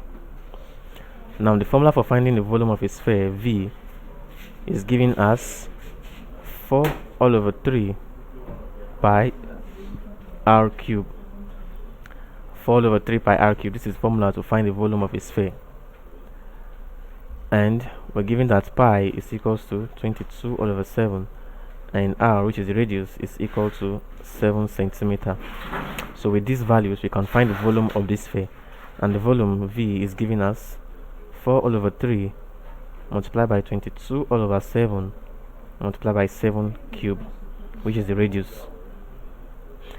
And so V is equals to 4 all over 3 multiplied by 22 all over 7 times, now 7 cube will give us what? 343. Now V is equal to, let's multiply all the numerator. Here the same thing as 343 over 1, and all the numerator will give us what? 30184 all over, now the denominator will be 3 times 7 times 1, which is what? 21. And so V will be equal to 1437.33 centimeter cube. But the question says what? To the nearest whole number. And so because this number after the decimal point is less than 5, we round off, and so V, the volume, is approximately what?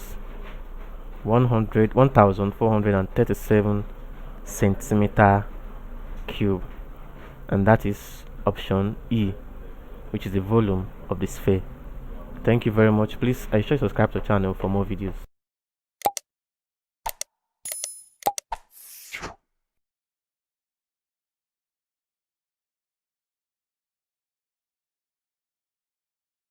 Good day and welcome. Today we're going to be solving Neco 2019 Mathematics Past question 36.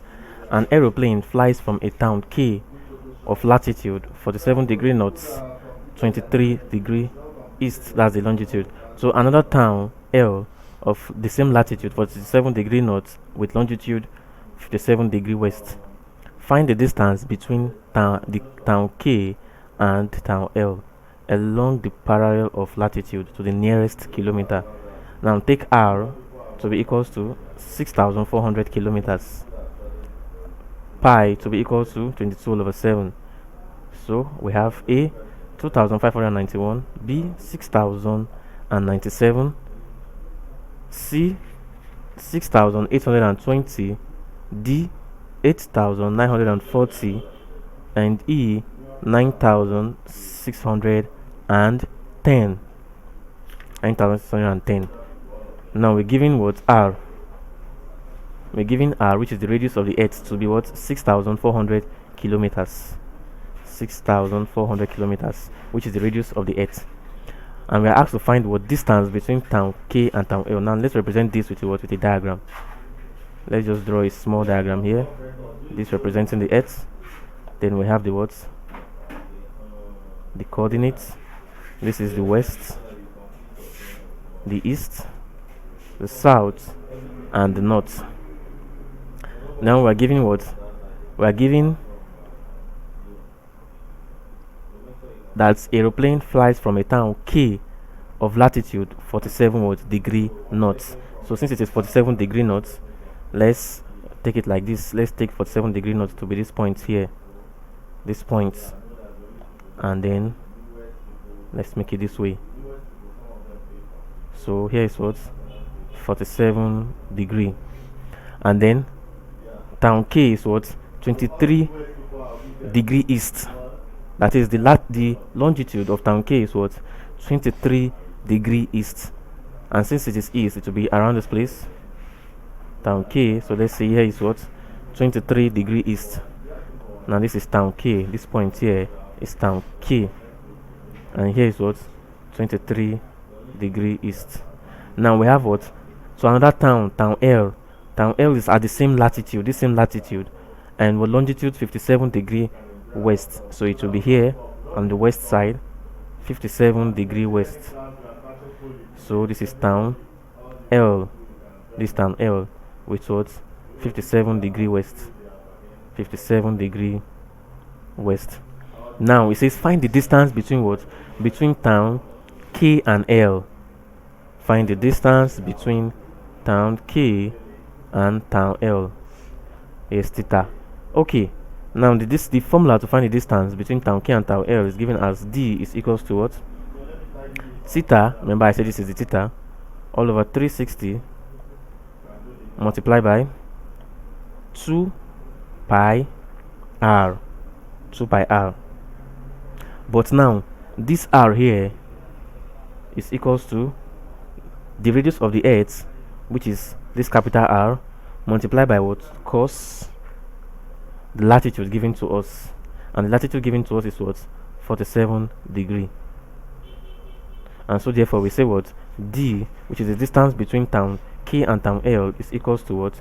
Theta all over 360 multiplied by 2 pi r. Now we're replacing this for this small r, open brackets, cos 47 degree.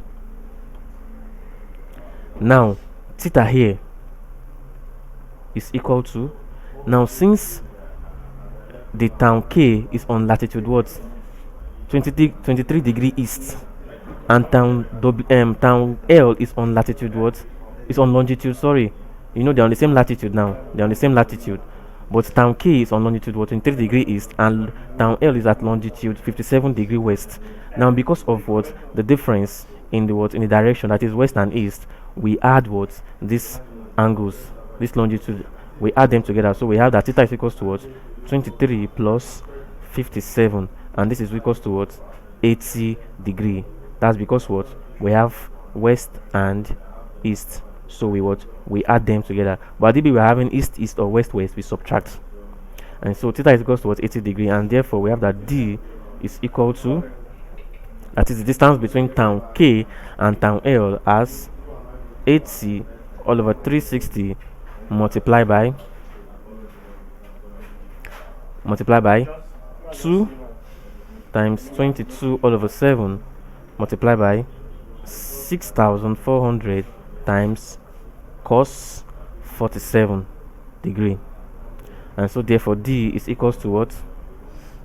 D will give us 80 all over 360 multiplied by, now 2 times 22 will give us what? 44 all over 7 multiplied by 6400 multiplied by cos 47 degree will give us 0.6820. 0.6820. Now when we carry out these calculations, that is 80 all over 360 multiply by 44 all over 7 times 6400. Now we are going to have what? Then multiply by 0.6820. This will give us an answer of, this will give us equal to 6096.86 kilometers. That's when you evaluate this now using your calculator. That is 80 over 360 times 44 over 7 times 6400 times 0.6820, which is the value for cos 47 degree. It will give us what? 6096.86 kilometers. But now the question says what? We should leave it in the nearest kilometer. And since we have what? 6096.86 kilometer, now leaving it in the nearest what?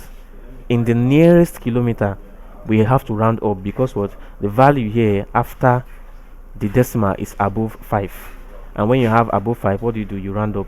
So we round this up and we have what? 6097 kilometers, and that is option B, 6097 kilometers. Thank you very much. Please ensure to subscribe to the channel for more videos.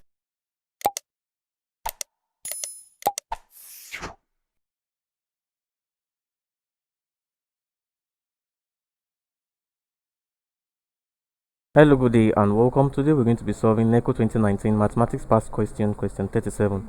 Find the gradient of the line joining the points 2, 5 and -2, -3.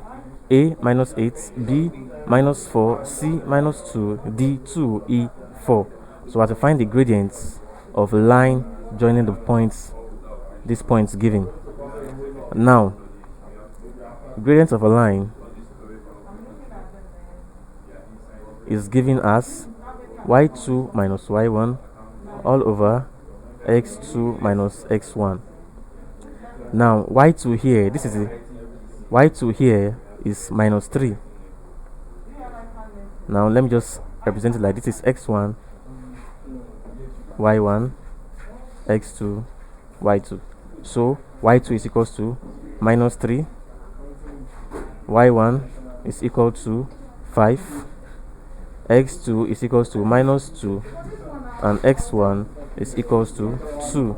So from this we have that gradient is equals to y2, which is minus 3, minus y1, which is 5, all over x2, which is what, minus 2, minus x1, which is what, which is 2, minus x1, which is 2. And so with this we have that what, minus 3 minus 5 will give us minus 8 all over minus 2 minus 2, which is what, minus 4. And with this we have that what, minus 8 divided by minus 4 will give us what, will give us 2, because this minus will cancel minus, and 8 divided 4 is equal to 2. So the gradient of this line is equal to 2, and that is option D. Thank you and God bless you. Please ensure to subscribe to our channel for more videos.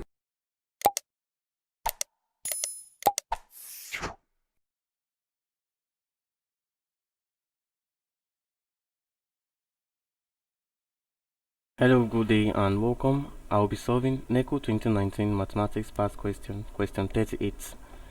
The size of angle AOC in the figure above is A 30 degree, B 60 degree, C 90 degree, D 120 degree, and E 180 degree. So we are asked to find the size of this angle AOC. This is this angle here.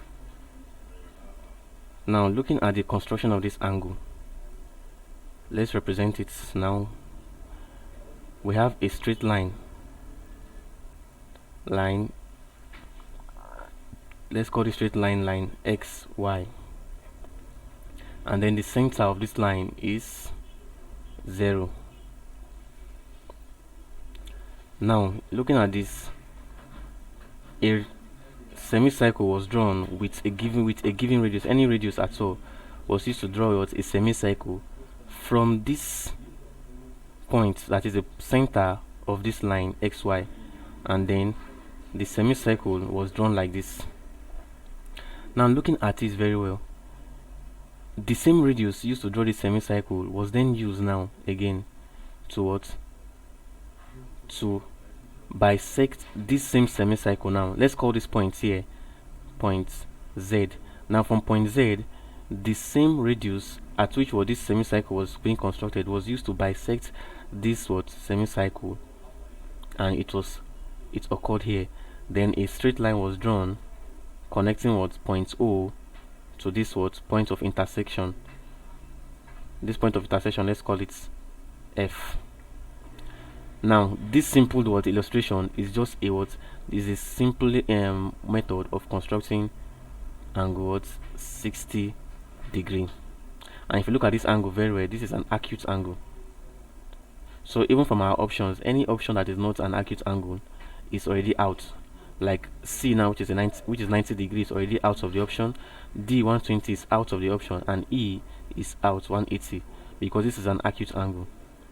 So it's either 30 or 60 degree.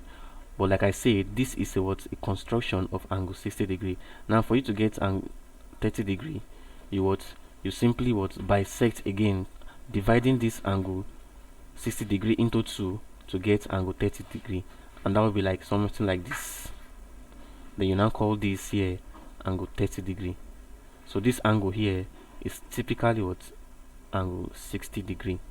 Because to construct angle 60 degree, this is a procedure you follow. You get your straight line, pick the middle of the line, pick any radius, draw a semicircle. With that same radius, you come to this point and then bisect, and that will give you angle 60 degree. and that is option B.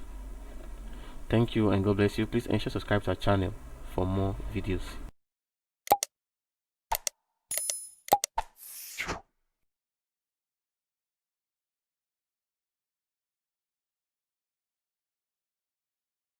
Hello, good day and welcome. Today we're going to be solving Neco 2019 Mathematics Past Question 39.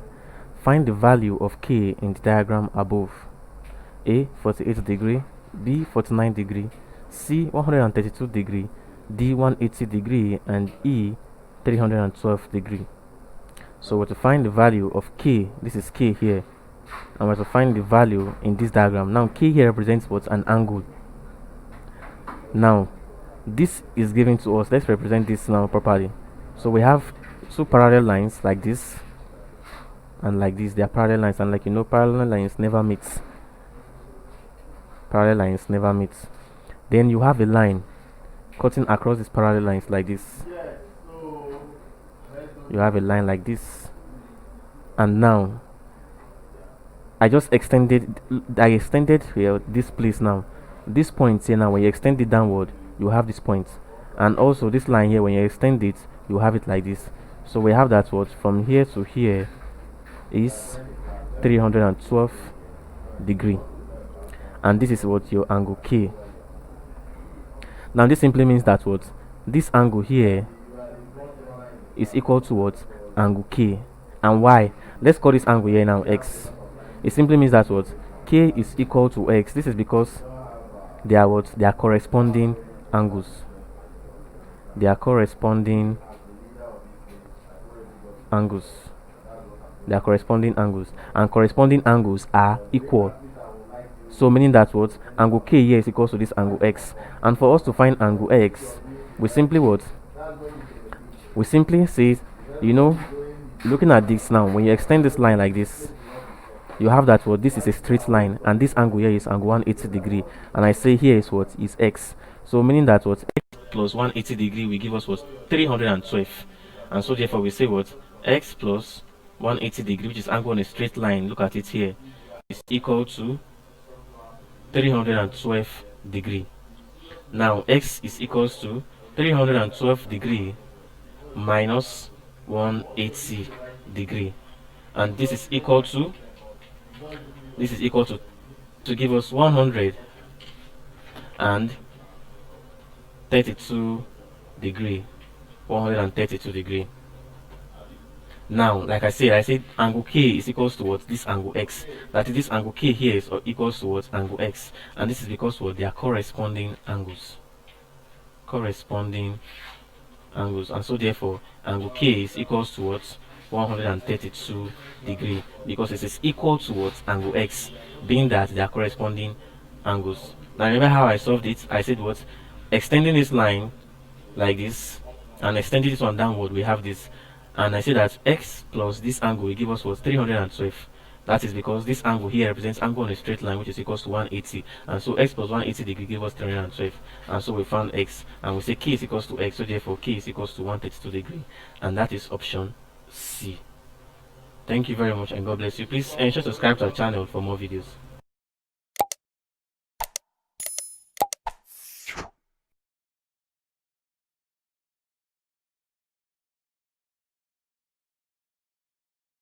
Hello, good day and welcome. I will be solving Neco 2019 Mathematics Past Question 40.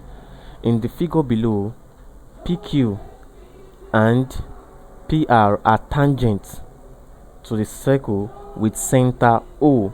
If angle QPR is equal to 34 degree, find the angle marked X. A 136 degree, B 140 degree, C 146 degree, D 148 degree, and E 150 degree. Now we're given what? A circle with a tangent. The first tangent is what? PQ, and the second tangent is PR. Now this tangent actually meets the circle, and they meet the circle at what? The same point opposite to each other. Now this is the circle, and they meet the circle at the same point, because if you look at this line drawn from the point of tangent PQ and to the point of tangent PR, it is a straight line. So that means they meet the circle at the same what opposite points.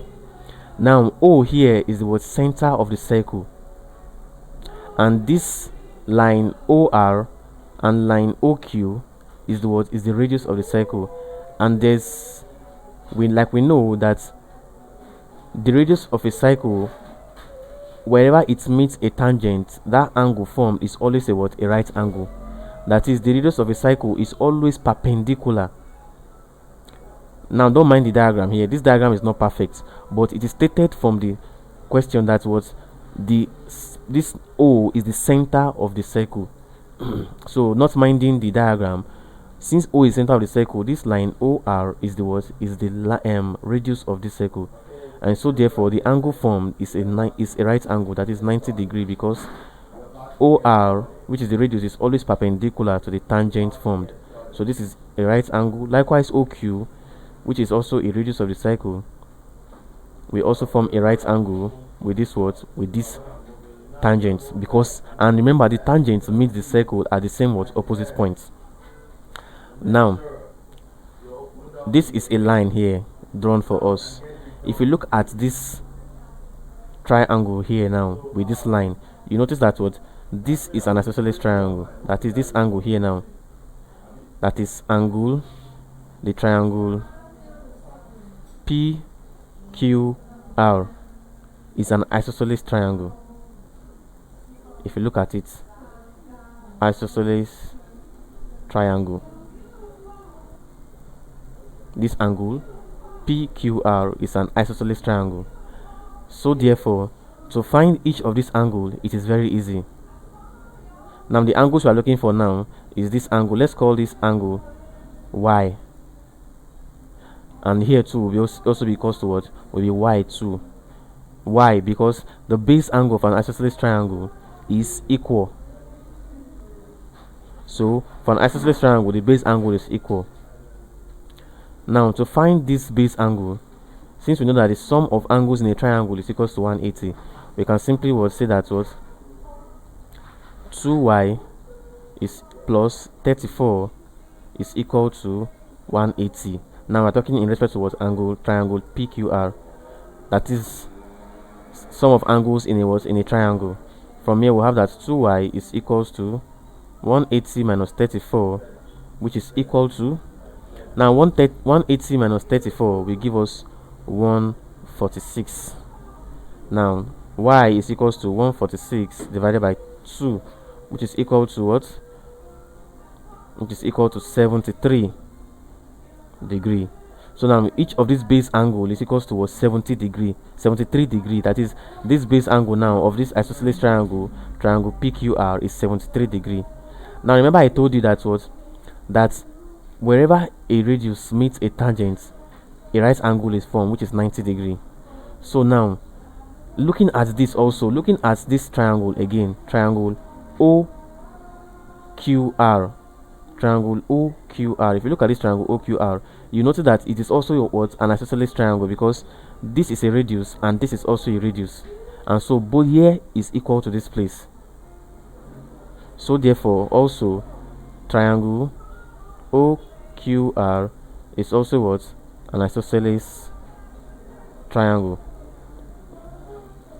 and because of that, its base angle also will be equal.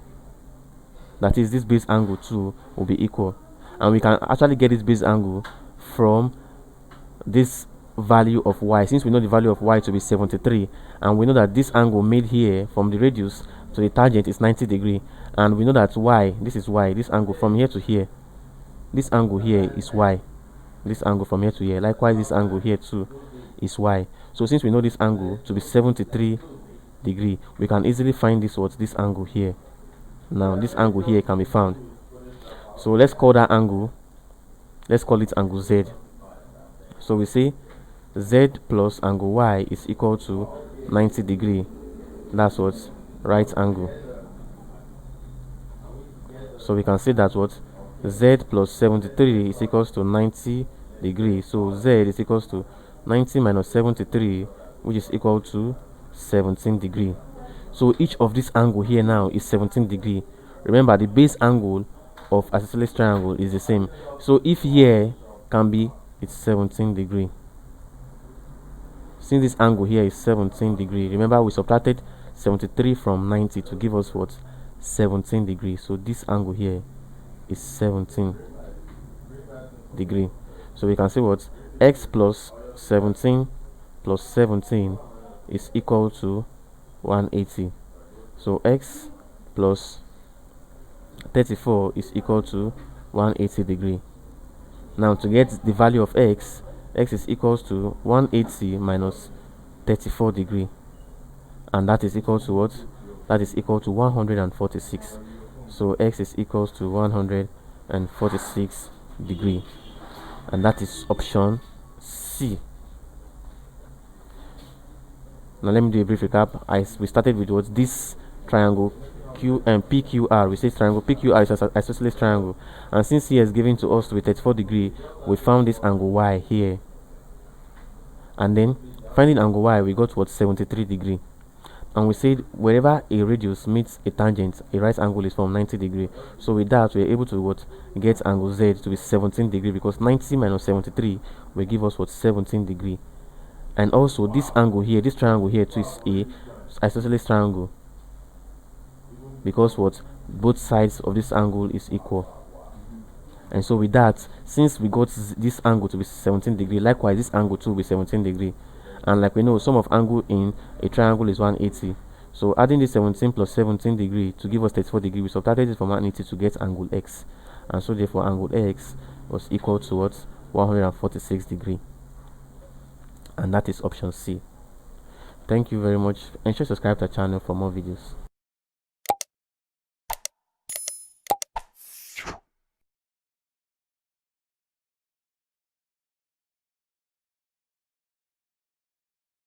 Good day and welcome. Today we're going to be solving Neco 2019 Mathematics Past Question, question 41. Calculate the value of x in the figure below. Now this is the figure, so we have to find this x. A 60 degree, B 76 degree, C 88 degree, D 92 degree, and E 100 degree. So we have to find the value of what? Of x in this diagram. Now this is a what? Cyclic quadrilateral. This is a cyclic quadrilateral. That is a quadrilateral in a cycle. And now we are asked to find the what? Find the value of x. And this is x. And this angle here is given to us as what? 92 degree. Now let's call this angle here angle y, and this angle z. That's z. Now you agree with me that what? Angle y and angle 92, this 92 degree here, is equal to 180 degree because of what? Angle on a straight line. So you agree with me that y plus 92 degree is equals to 180, and y, because of what? Their angle on a straight line. An angle on a straight line is 180 degree. So from here we can say what? That angle y is equals to 180 minus 92. 180 minus 92, and that will give us angle 88 degree. That will give us angle 88 degree. So y is 88 degree. Now in a cyclic quadrilateral, there's a theorem that says opposite angle are supplementary angle. That is, now angle y and angle z are opposite angle, so we say that they are supplementary and they are equal to what? 180 degree. So y plus z is equals to what? 180 degree. And the reason is because they are what? Supplementary angles. So supplementary angles are equals to what? 180 degree. 180 degree. So therefore, since angle y is 180 degree, angle y is 88 degree, we can then say what? Angle z is equals to plus angle z plus angle y, which is 88 degree, is equal to 180, and so z there is equal to 180 minus 88 degree, and this is equals to what? 92 degree. That's for angle Z. Now angle Z plus angle X is equal to 180 degree, and this is because what? They are angles on a straight line. On a straight line, angle on a straight line is equals to 180 degree, and angle Z is given to us to be what? 92 degrees. So therefore we say X plus 92 degree is equals to 180 degree. So X is equals to 180 degree minus 92 degree, and that is equals to what? 88 degree. So angle X is equal to 88 degree, which is option C.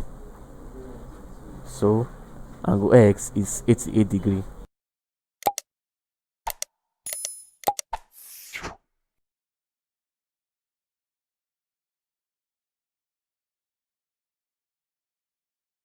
Hello, good day and welcome. Today we're going to be solving Neco 2019 Mathematics Past Question, question 42. Find the value of X in the diagram below. Now this is the diagram given, and we have to find the value of X in this diagram.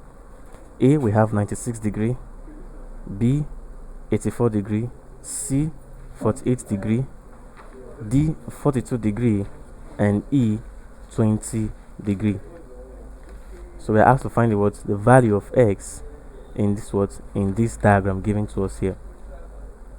Now to find the value of X here, let's just rewrite let's rewrite this diagram. Now we have something like this,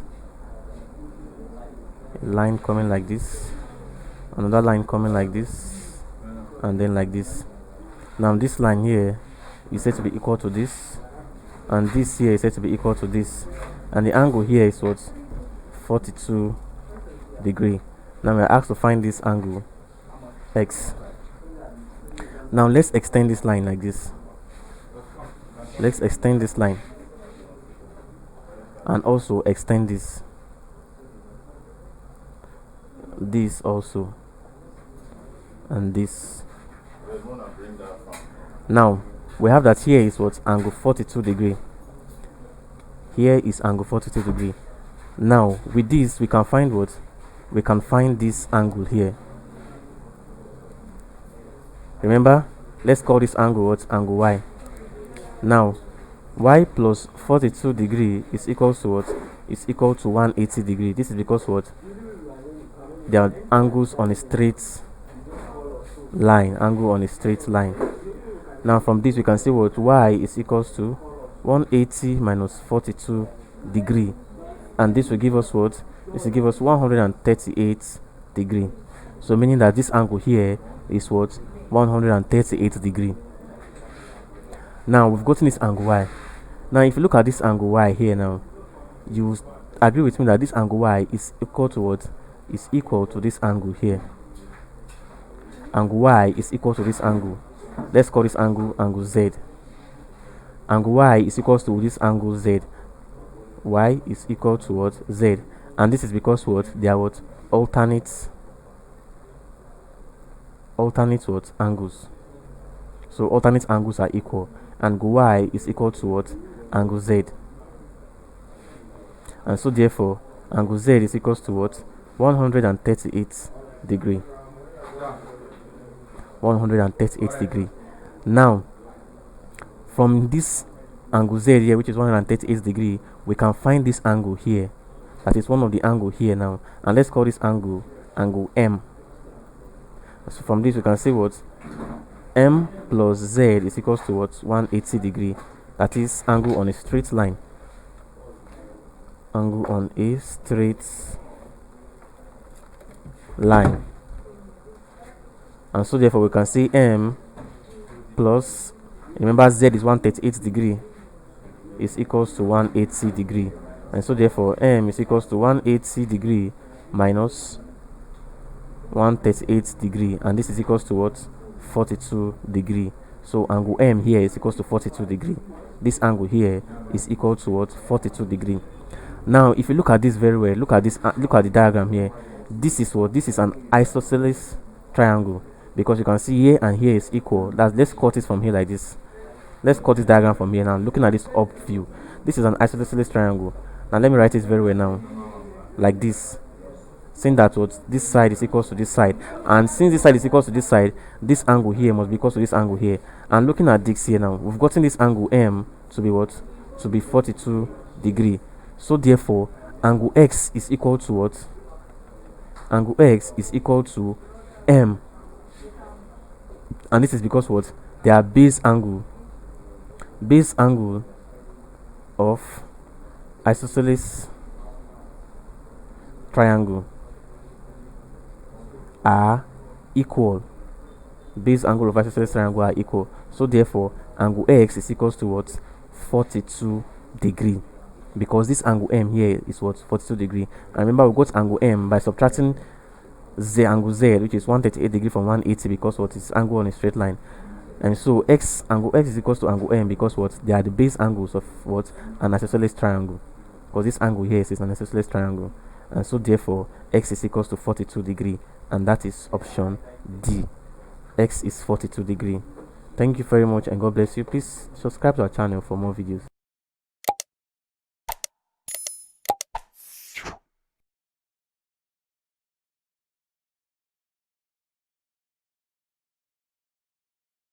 Hello, good day, and welcome. Today we're going to be solving Neco 2019 Mathematics Past Question 43.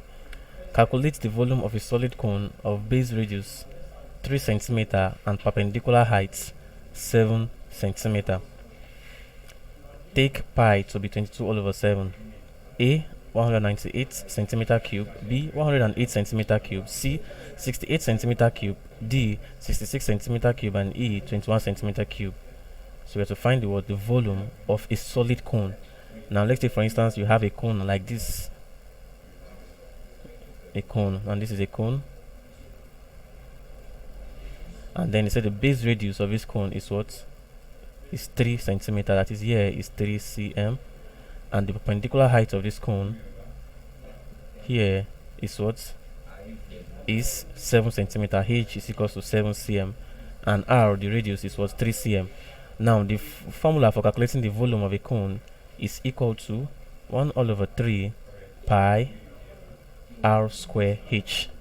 1 all over 3 pi r square h. And now we have that r is equals to 7. That's r is equals to 3. That's the base radius, and h is equals to 7, which is the height.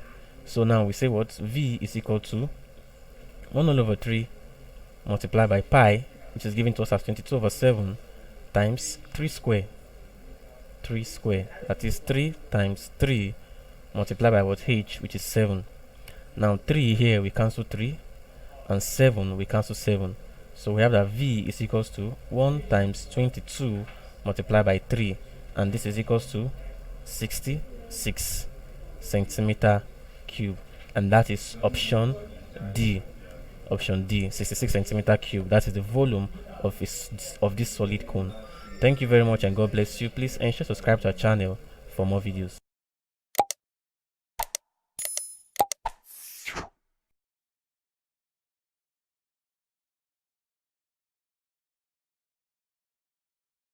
Hello, good day, and welcome. Today I'm going to be solving Neco 2019 Mathematics Past Question 44. Find the coordinates of the midpoint of the line joining point A, which has a coordinate of 5 and 2, and point B with a coordinate of 3 and 4. A 2 and minus 2, B 2 and 3, C 3 and 4, D 4 and 3, and E 8 and 6. Now we're asked to find the coordinate of the midpoints of the line joining what? These 2 points. Now these are points. Point A with coordinates of what? 5 and 2, and point B with the coordinate of what? Coordinates of 3 and 4. Coordinates of 3 and 4. Now with point A having a coordinate of 5 and 2, we can say what? Let this be x1 comma y1, and point B having a coordinate of 3 and 4, let this be x2 comma y2. Now let the midpoints be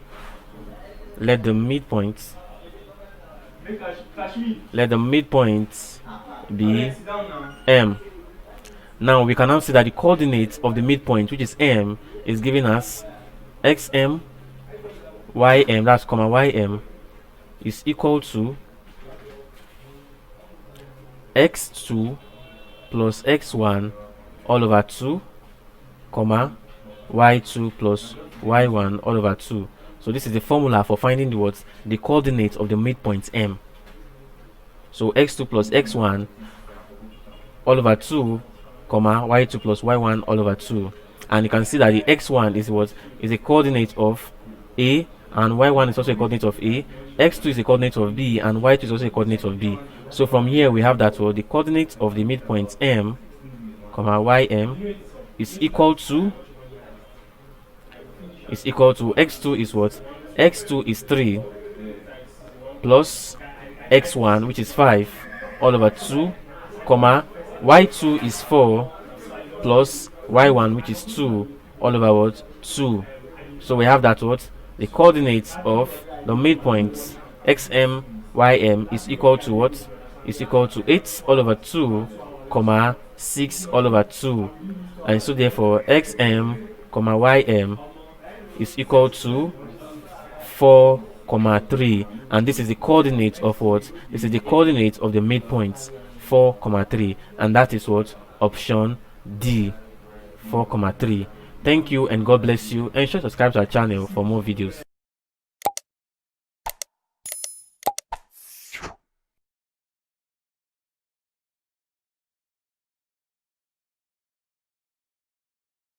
Hello, good day and welcome. Today we're going to be solving Neco 2019 Mathematics Past Question, question 45. Find the value of y in the figure below. Now we're given a triangle and we're asked to find the value of y. A 24.01 centimeter, B 18.62 centimeter, C 12.51 centimeter, D 10.32 centimeter, and E 8.49 centimeter. So we have to find the value of y here of this in this triangle. Now remember we have two methods of solving either the sides or the angle of a triangle given, that is either using the sine rule or using the cosine rule. But now there are conditions for us to use any of this rule in terms of solving. Now we only use sine rule when two angles are given and then maybe one side is given and we are asked to find the other side. Then we use the sine rule. Then cosine rule is used when one angle is given and both sides are and two sides are given and we are asked to find the other side. And from this you can see that the rule applicable here is the cosine rule, because two sides of this triangle is given and only one angle is given and we are asked to find this other side, y. So we apply cosine rule. Now this is y. Let's take this to be x and this to be z. So now cosine rule states that y square is equal to x square plus z square minus 2 times x times z multiplied by cos theta. And here now our cos theta is our cos theta, that's the cos y, is 84 degrees, and so therefore we have that y square is equal to x square, which is 5 square, plus z square, our z is 12, minus 2 times 12 times 5 multiplied by cos 84 degree. Now y square is equal to 5 square will give us 25 plus 12 square is square that's supposed to be here will give us 144 minus, now 2 times 12 times 5 will give us 120 minus 120 multiplied by cos 84 will give us 0.1045. You can check this out in your calculator. From here we have that y square is equal to 25 plus 144 will give us 169 minus, now 120 times 0.1045 will give us 12.54. So from here we can see that what y square is equals to what 169 minus 0.54 to give us 156.46. Remember I have to find y, not y square. So to find y, we simply what take the square root of both sides. And by taking the square root of both sides, we have that what y is equal to the square root of 156.46.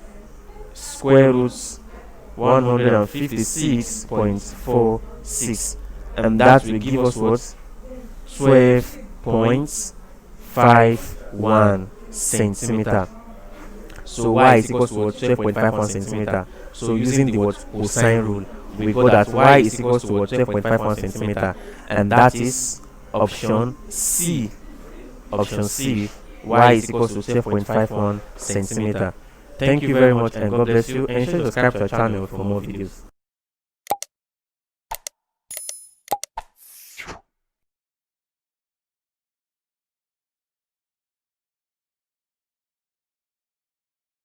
Hello, good day and welcome. Today we're going to be solving Neco 2019 Mathematics Past Question 46 in a triangle XYZ. X is equal to 110 degree. X, that's the angle now. The angle X is equal to 110 degree. Then side X is equal to 15 centimeter. Side Y is equal to 10 centimeter. Now we are asked to find the angle XYZ, that is angle Y. A 38.79 degree.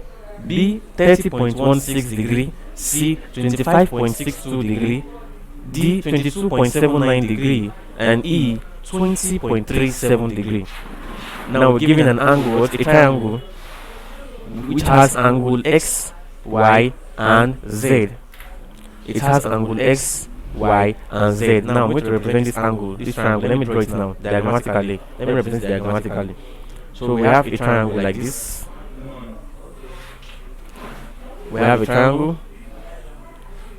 Now let's call this angle here angle X, capital X. Let's call this angle here angle Y, and let's call this angle here angle Z. So this is a triangle XYZ. Now angle X here is 110 degrees. So this angle is 110 degree. Then side X now, and like you know in geometry or trigonometry, this side opposite the angle, we carry what the corresponding what mark for that side. Now this angle here is what angle X, so therefore this side which is opposite to this angle will be the what will be the side X, and it is equals to what 15 centimeter. Now this is angle Y, so therefore this side we carry what we carry the side Y because it's opposite to the angle, and here we say Y is equals to what Y is equal to 10 centimeter, which is given to us. Now we are asked to find what angle XYZ, that is angle Y. We are asked to find this angle Y, which is the unknown. And now there are two ways of solving for angles or sides. It's either we use the sine rule or we use the cosine rule. But now there are conditions when using this rule. Sine rule is used when the two sides are given to you and you are asked to what? And you are asked to find an angle. Two sides is given and an angle is given, but you are asked to find what one angle. While cosine rule is used to find what sides, whereby only one angle is given. And so from these you see that what sine rule is the most suitable to solve what this, because what we are given two sides and an angle, and we are asked to find what another angle. But in terms of cosine rule, you cannot find another angle using what cosine rule when one angle is given, because it's only one angle that's applicable in what in cosine rule. So using sine rule now, using sine rule, we have that what we have that x all over sine x is equals to y all over sine y, and therefore our x is what 15. So we have 15 all over sine x, which is what sine 110, is equals to what y, which is 10 centimeter all over sine y. So from these, when you cross multiply, you have that what we'll have that 15 sine y is equals to 10 sine 110 degree, and so sine y is equals to 10 sine 110 degree all over 15. So sine y is equal to, now 10 sine 110 degree will give us what? 9.3969 all over 15, and this will give us what? 0.6265. 0.6265. But we are asked to find y. Now to find y, since sine y is equal to 0.6265, we now say y is equal to the sine inverse. Y is equal to the sine inverse of 0.6265, and this is equal to what? 38.79 degree. 38.79 degree, which is the value for what? For angle y. So angle y is equal to 38.79 degree, and this is option A. Thank you very much. Please ensure to subscribe to our channel for more videos.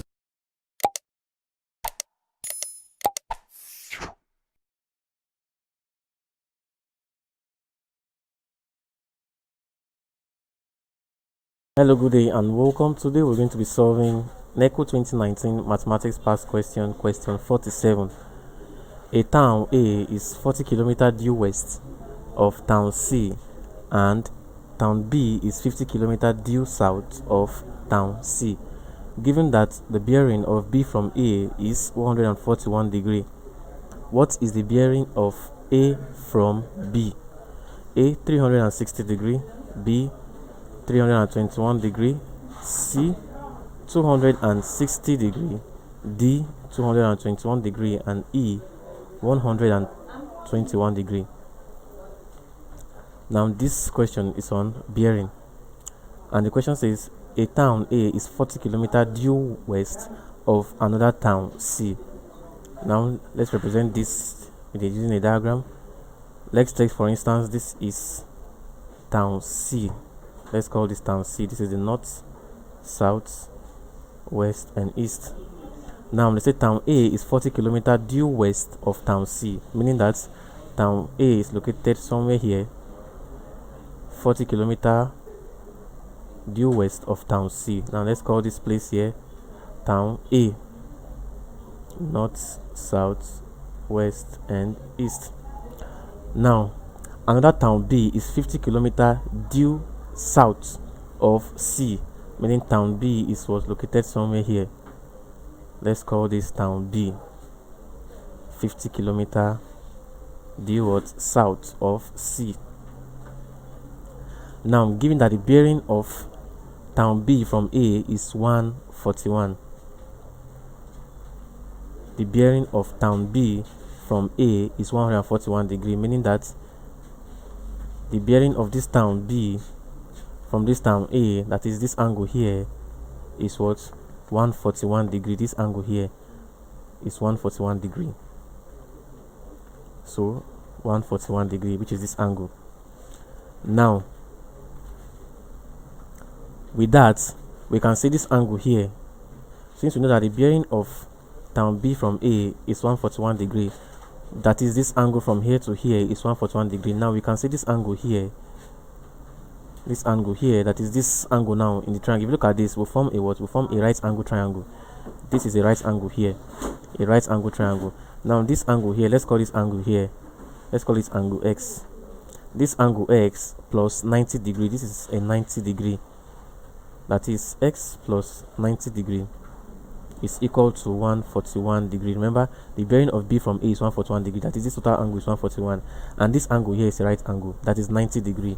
Now plus X, which is this angle in this triangle, it will give us 141. So we can say X is equals to 141 degree minus 90, which is equal to 51 degree. So this angle X is equals to what? 51 degree.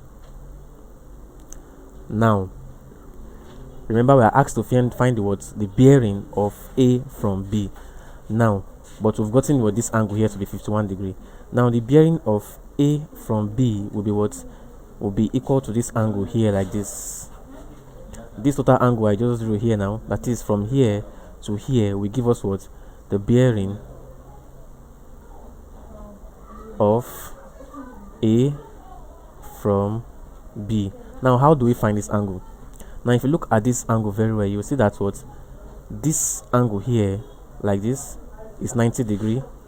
That is, from here to here is 90 degree, from here to here is 90 degree, and from here to here is another 90 degree. Then plus this what angle here. So meaning that what we have 90 plus 90 plus 90 plus this angle here. Now let's call this angle here angle X, Y. That is this small angle here, let's call it Y. You know, the bearing of A from B is equal to the sum of this angle here, 90 degree plus this 90 degree plus this 90 degree plus Y. So we can just see what bearing of A from B is equal to this 90 degree here plus 90 degree plus 90 degree give us 270 plus Y. So 270 degree plus Y. Now let's find Y. Now we have that what this angle here is 51 degree. This angle here is 51 degree, and we got it from what? From this 141 degree, which is the bearing of B from A. And I say this is a right angle, so subtracting this 90 from the entire angle, which is 141, to give us this angle, which is 51 degree. Now I now see that this angle Y here plus these other angles, which is 270, will give us the bearing of B from A. Now how do we find Y? Now Y is equal to what? This angle X. Y is equal to angle X. This angle Y here is equal to this angle X, and the reason is because what? They are alternate angles. Alternate angles.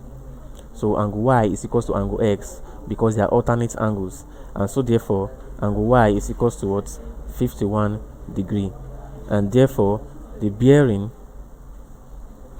of A, that's town A from town B, is equal to what? 270 degree plus Y, which is what? Which is 51 degree, and this is equal to what? 321 degree. So the bearing of town A from town B is what? 321 degree, and that is option B. Thank you very much, and God bless you. Please ensure to subscribe to our channel for more videos.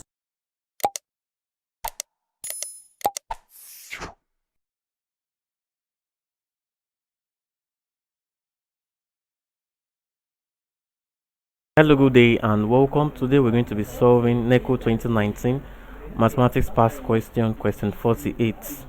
A town A is 40 km due west of town C, and town B is 50 km due south of C. Given that the bearing of B from A is 141 degree, find the distance AB to the nearest kilometer. A 40, B 50, C 60, D 64, and E 72. So we are told that a town A is 40 km due west of town C. Now let's represent this diagrammatically. Let's assume this is town C. This is north, south, west, and east. Now town A is 40 km due west of town C, meaning town A is located somewhere here, 40 km due west. Let's say this town A is 40 km due west of town C, and another town B is 50 km due south of town C. So due south of town C, we have another what? Town B, and this was 50 kilometers. Now this is a right angle. So given that the bearing of town B from A is 141, meaning the bearing of this town here from A is 141, that is somewhere here. So we have something like this, 141. So from here to here is 141 degree. That is, the angle here is 141 degree. And if you look at this very well, this angle here is a right angle triangle. That is 90. It's a right angle 90. So therefore we can find this angle. Let's call this angle X. We can find this angle, meaning that X plus 90 degree is equals to 141 degree. Remember, the bearing of B from A is 141 degree. So this angle x is equals to 141 degree minus 90 degree, and this is 51 degree. So this angle x is equals to what? 51 degree. Now I've gotten this angle here. Now the question says find the distance AB, that is the distance between what? Town A and town B, and this is the distance between town A and town B, that is AB. This is the distance. Okay, now for us to find this distance, that is distance between town A and town B, we must what? We can use two methods, and that is the sine rule and the cosine rule. The sine rule and the cosine rule. And for us to use the sine rule, we must ensure that what? Two angles is given, and at least one side is given. And like you can see, we have two angles here. We have this angle 51, and we have this angle here 90 degree, that is a right angle, which is what? Opposite the side we are asked to find. Then if you are to use cosine rule, you will ensure that what? And at least one angle is given and two sides are given. But to save time, we use the sine rule, because sine rule is somehow what? Shorter. So we can either use the sine rule or the cosine rule. Any one is correct, but let's go for the what? Sine rule. Now sine rule here states that this line AB, that is this line from here to here, let's call this line AB. This line AB all over sine. Now the angle opposite this line is what? 90 degrees. So this is the angle all over sine 90 degree is equal to, now we'll use this line here, this line CB, which is 50 kilometer, is equals to what? 50 all over sine. Now the angle opposite this line CB, that is the distance between town C and B, is what? Angle 51 degree, which is our x, sine 51 degree. So with this we have that what? We have that when you cross multiply, we have that AB sine 51 degree is equal to 50 sine 90, and like we know, sine 90 is equal to 1, sine 90 degrees is equal to 1. So therefore we have that what? AB is equal to 50 all over sine 51. Remember I told you that sine 90 is equals to 1. So, and this is equal to 50 all over sine 51 degree.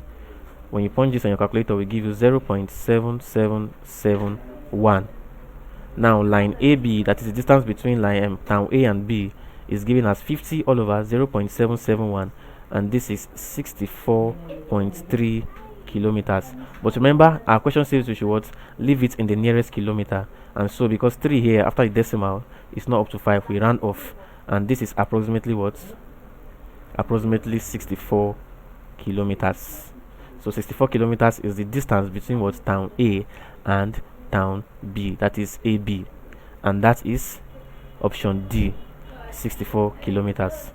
Thank you very much, and God bless you. Please ensure to subscribe to our channel for more videos.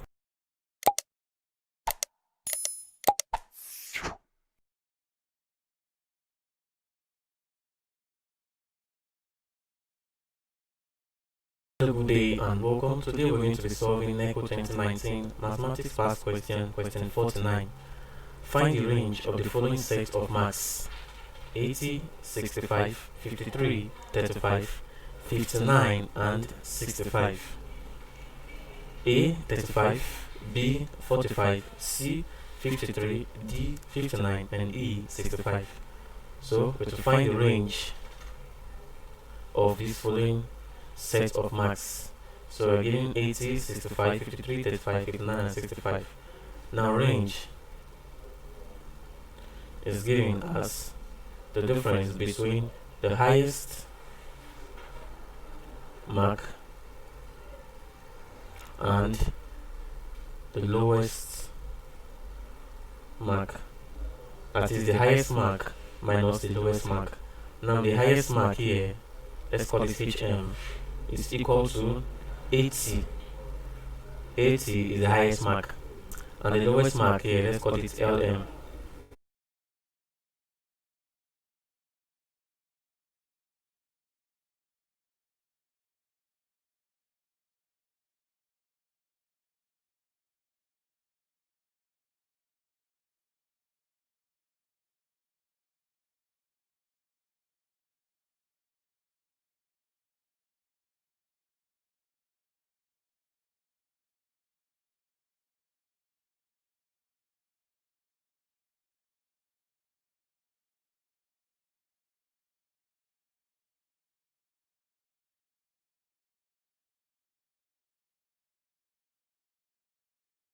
Hello, good day, and welcome. Today we're going to be solving Neco 2019 Mathematics Past Question, question 50.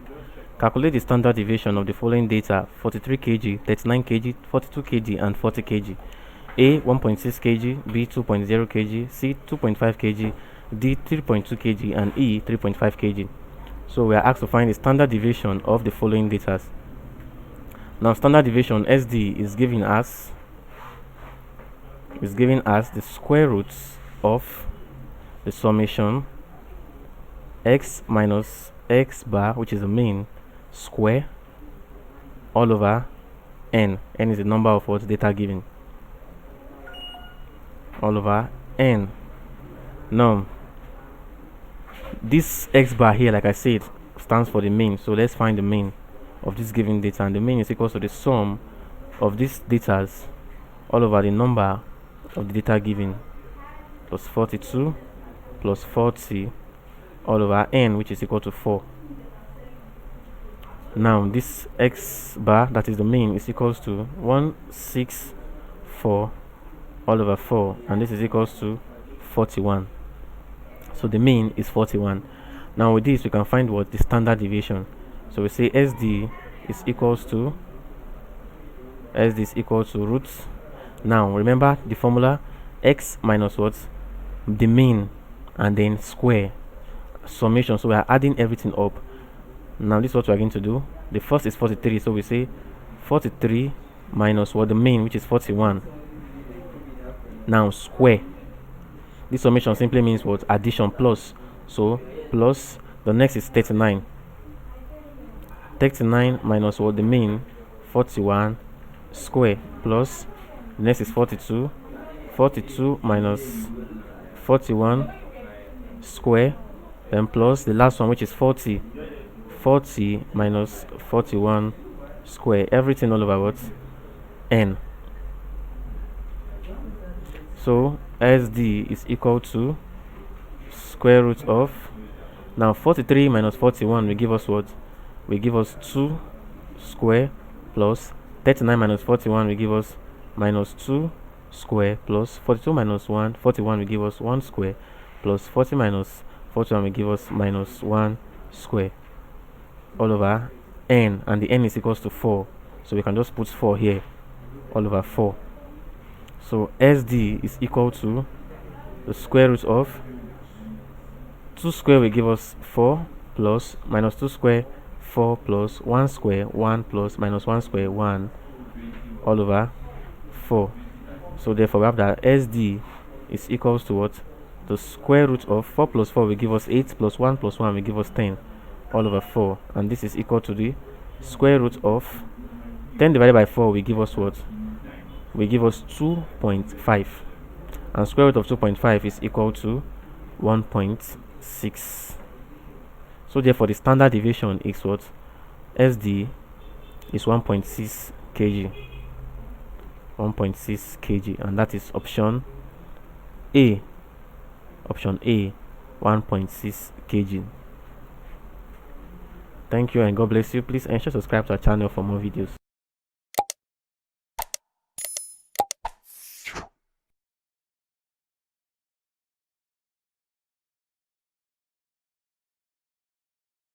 Hello, good day, and welcome. Today I'm going to be solving Neco 2019 Mathematics Past Question, question 51. Find the variance of 4m, 4m minus 1, and 4m plus 1. A 1 over 3, B 2 over 3, C 1, D 2, and E 1 whole number 1 over 3. Now the formula for finding variance is given as V, which is variance, is equal to summation x minus x bar, which is the mean, square, all over n, which is the number of values given. That is the number of what, of values given. Now we have that what, x bar is the mean, so we have to find the mean. Now the mean is equals to the sum of the given data, which is 4m plus 4m minus 1 plus 4m plus 1 all over what, n. N is equal to 3. So x bar, the mean, is equals to 4m plus 4m plus 4m, which is 12m, and minus 1 plus 1 is equal to what, 0. So 12m all over 3, and this is equal to 12m divided by 3 will give us what, 4m. That is 12 will divide what, 3 to give us 4m. So this is the mean. Now V, the variance, is equal to, using the formula, summation of what x, that is each of these was data given, minus the mean square.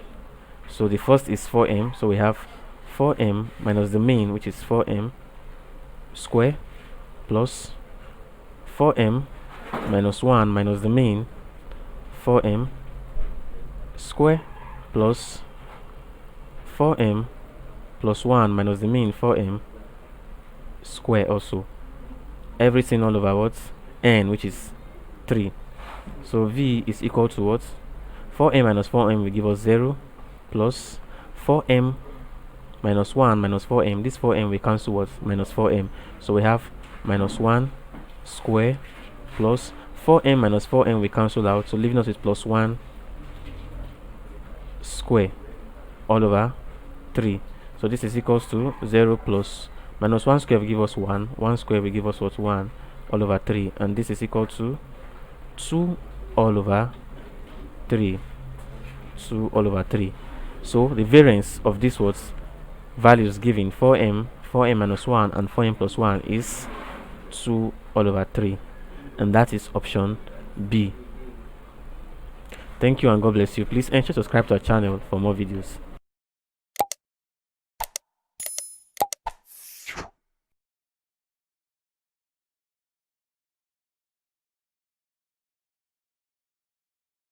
Hello, good day and welcome. Today I'm going to be solving Neco 2019 mathematics past question 52. Two dice are thrown together at the same time. Find the probability of getting a total score divisible by 3. A 1 over 2, B 1 over 3, C 11 over 36, D 1 over 4, and E 5 over 36. So we are asked to find what the probability of getting a score divisible by 3 when two dice are thrown together at the same time. Now, for us to find this probability, we must get what the total possible outcome when what two dice are thrown together at the same time. And for us to get this total possible outcome, we have to draw what? A table. Now we have the first die having 6 sides. Each of these die has 6 sides. 1, 2, 3, 4, 5, 6. And the other die also has 6 sides. 1, 2, 3, 4, 5, 6. Now let's tabulate this. Let's tabulate this. I'm trying to tabulate it so we can get what our total what possible outcomes. Total possible outcomes.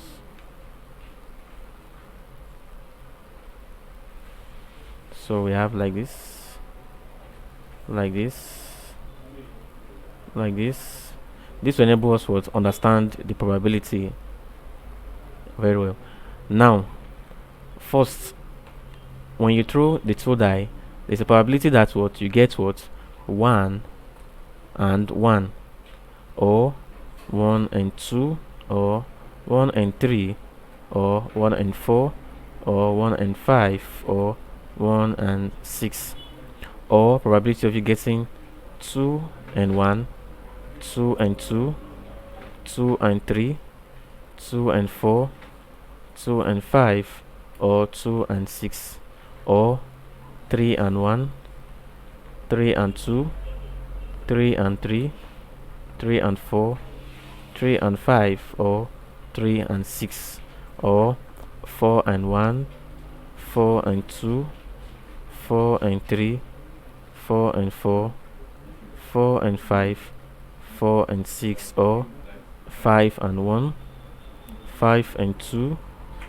5 and 3, 5 and 4, 5 and 5, 5 and 6, or 6 and 1, 6 and 2, 6 and 3, 6 and 4, 6 and 5, or 6 and 6. Now if we count the total outcome here, you can see that what the total possible outcome when two dice are thrown together is what is 36. So the total what possible outcome is equal to what? 36. Because look at 1, 2, 3, 4, 5, 6, and we have 1, 2, 3, 4, 5, 6. So 6 multiplied by 6 will give us what? Will give us 36. That's the total outcome. But we have to find the probability of getting a total score divisible by 3. So meaning that we have to find the probability that when the two scores, the two dice are thrown, we get what? Two numbers which when added together is divisible by 3. So let's start from the first line. We have what? 1 and 2, which will give us 3, is divisible by 3. We have 1 and 5, which will give us 6, is divisible by 3.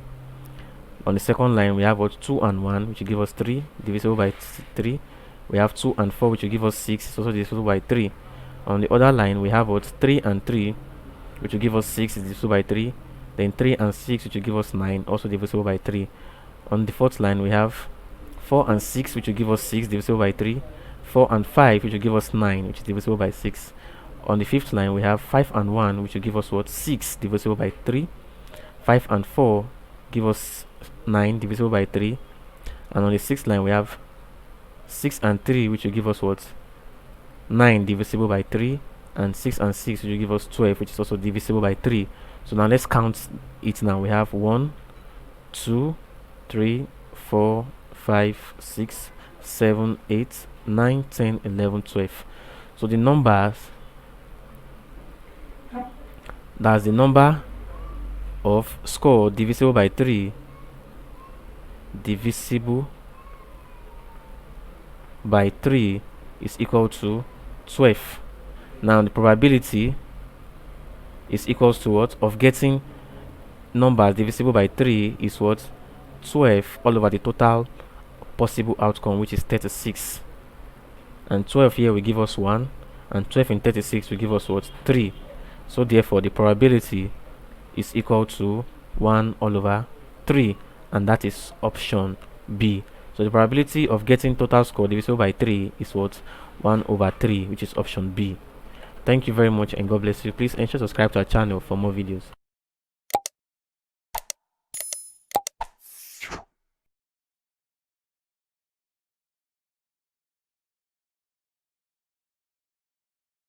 Hello, good day and welcome. Today I'm going to be solving Neco 2019 Mathematics Past Question 53.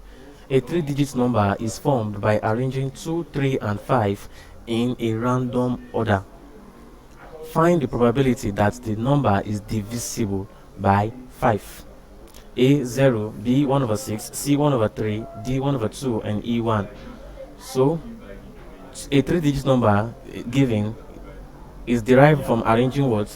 2, 3 and 5 in a random order. Now we have 3 numbers given to us now, and these 3 numbers when arranged randomly, what they said, what it gives a 3-digit number which is divisible by 5. Now we have to find the probability that the number that we will get is divisible by what? By 5. Now let's look at the possible ways by which what this number 2, 3, 5 can be arranged. That is the possible outcome, the total possible outcome.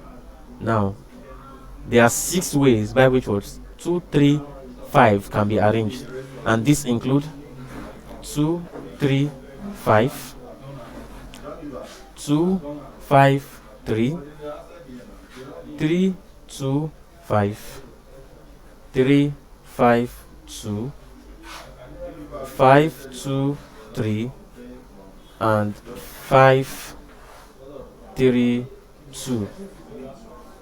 So these are the possible outcomes for what? For arranging what? These 3 numbers 2, 3 and 5 in what?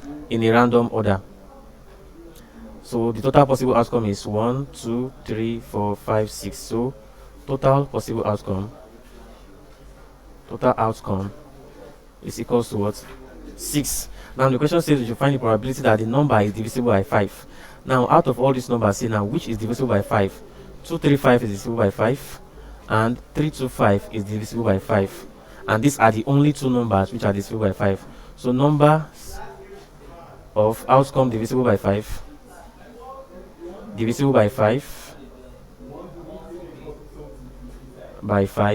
is equal to 2. Therefore the probability is equal to 2 all over 6, which is equals to 1 over 3, and that is option C, 1 over 3. Thank you and God bless you. Please ensure to subscribe to our channel for more videos.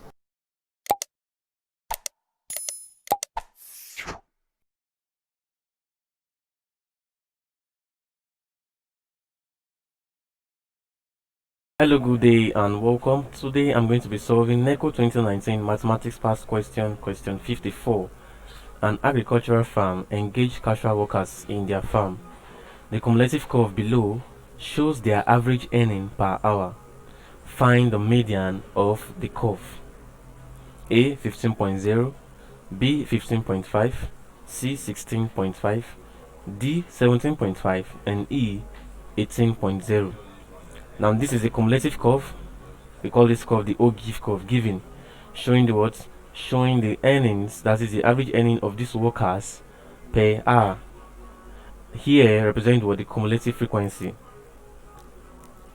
The cumulative frequency. This is the cumulative frequency, and we can see that what? The total number of farmers is what? Is 50 from this what? Cumulative frequency. The total number of farmers is 50.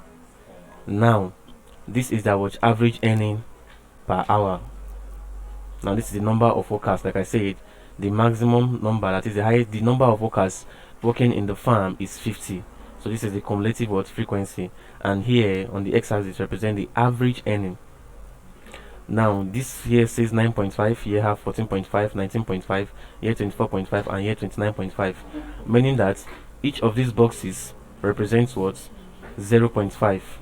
Because if you look at it, 9.5, 10.5, 11.5, 12.5, 13.5, and 14.5, that is 5. And we have 10 boxes here.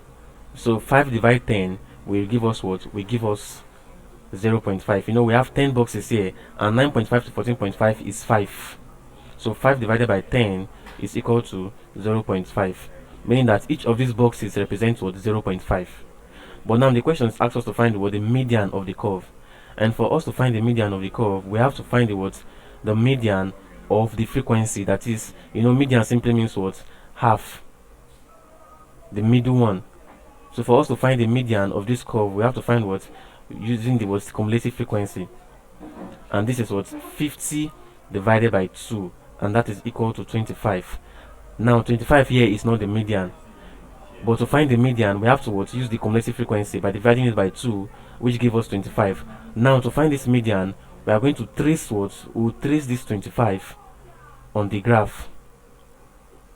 That is 25 using the what? Using the cumulative frequency side. We'll trace it on the graph, and its corresponding value on the x-axis, which is the average earning, will give us what? The median of the curve. So we'll trace 25 on the cumulative side. On the cumulative side. Now you have 10, 20, 30, meaning that what? Each of these boxes here is what? Is 1. So we have 20 here, 21, 22, 23, 24, 25. So this is 25 on the cumulative side. This point is 25. Now we'll trace this point directly to the what? To the O-give. Where it meets the O-give, we'll trace the points. Now it meets the O-give here. Now we're going to trace it what? Downward also. We'll trace it downward also. And when you trace this downward, it will give us this.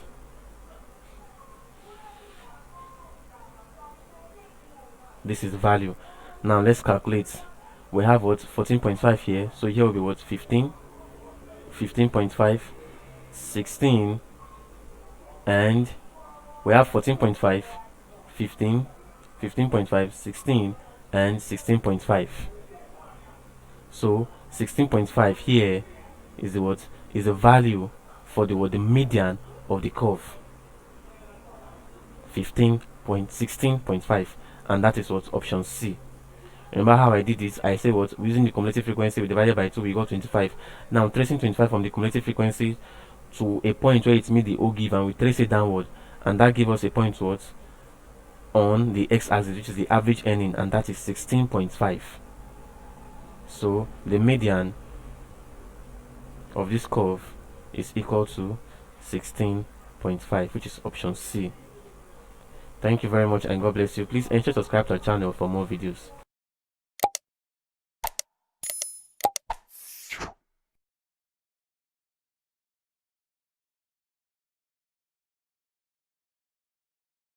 Hello, good day and welcome. Today I'm going to be solving Neco 2019 Mathematics Past Question, question 55. An agricultural farm engaged casual workers in their farm. The cumulative curve below shows their average earning per hour. Evaluate the 7th deciles. A 19.0, B 20.0, C 20.5, D 21.0, and E 21.5. So this is the cumulative distribution of the workers, that is their average earning, being on the x-axis, and the number of the workers in cumulative frequency on the y-axis. So this is the cumulative frequency, and the total number of workers is given as 50. Like you can see here, 50 is the total number of workers working in the farm presently, and here represents what their average earning per hour. Now we have 9.5 here and 14.5 here. 14.5 and 9.5 is 5, and since we have 10 boxes from this 19.5, from this 9.5 to 14.5, it simply means that each box is equal to 5 all over 10, and that is equal to 0.5. So each of these boxes on this x-axis is 0.5, but on the y-axis here, each box is equal to what? 1. Now we are asked to find the 7th decile. For us to find the 7th decile of this cumulative distribution, we use the cumulative frequency. That is, we get the 7th decile of the cumulative frequency, and then trace it on the graph to give us our corresponding value on the x-axis, that is the average earning, which is the 7th decile of this cumulative distribution. So the 7th decile will be given as, first of all, we find the 7th, that is the 7 over 10 multiplied by the cumulative frequency, which is 50, and this will give us this will give us 35. Now this 35 is not the 7th decile, but this 35 will help us locate the 7th decile on the graph. Now since we've gotten that the 7 over 10 of 50 is 35, we now come to the graph. This is 30, so 31, 32, 33, 34, 35. This is 35. This point here is 35. Now we'll trace this point straight to a point where it will meet the ogive. So we'll trace it like this to where it meets the ogive, and this is where it meets the ogive here. This point here is where it meets the ogive. Now we'll trace this point downward. We'll trace it downward. Now this is the point here. Now I'm tracing this point downward.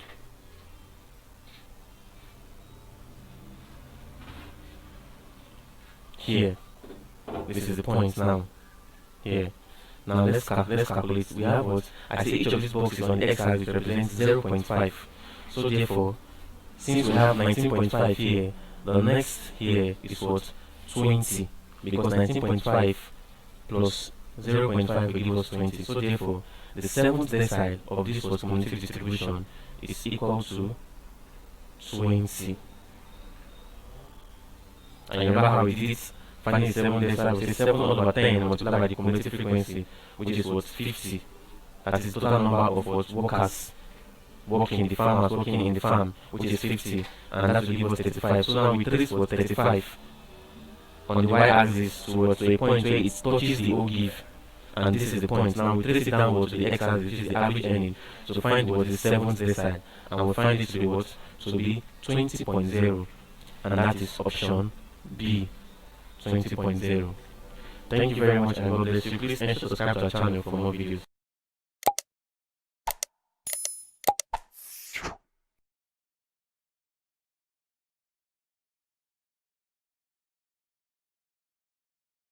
Hello, good day and welcome. Today I'm going to be solving Neco 2019 Mathematics Past Question, question 56. An agricultural farm engaged casual workers in their farm. The cumulative curve below shows their average earning per hour. Find the 40th percentile to the nearest whole number. A 9, B 14, C 15, D 17, and E 20. Now we're given the cumulative distribution of casual workers working in a farm. Now this is it. This is the ogive curve. This is the cumulative curve. Now here on the y-axis is the cumulative frequency, and since we have 50 as the highest, it simply means that the number of workers, total number of workers, is 50. Now on the x-axis here is the average earning per hour.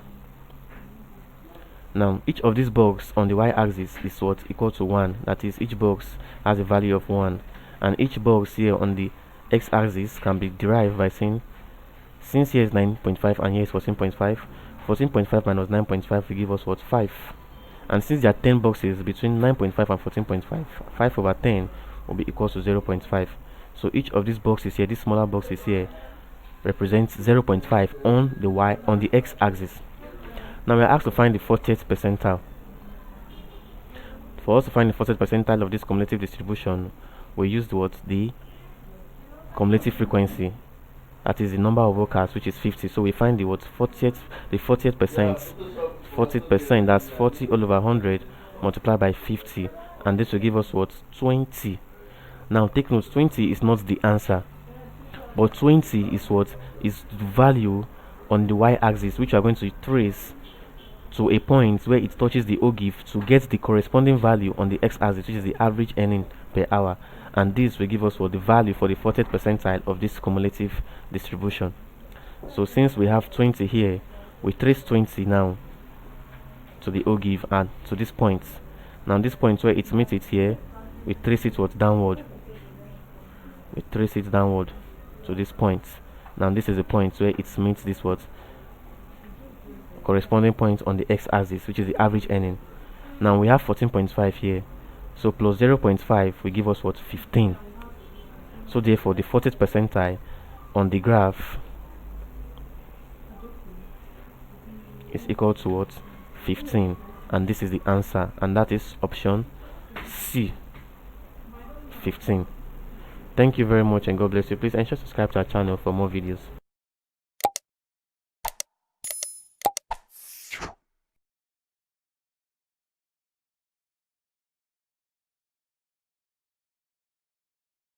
Hello, good day and welcome. Today I'm going to be solving Neco 2019 Mathematics Past Question, question 57.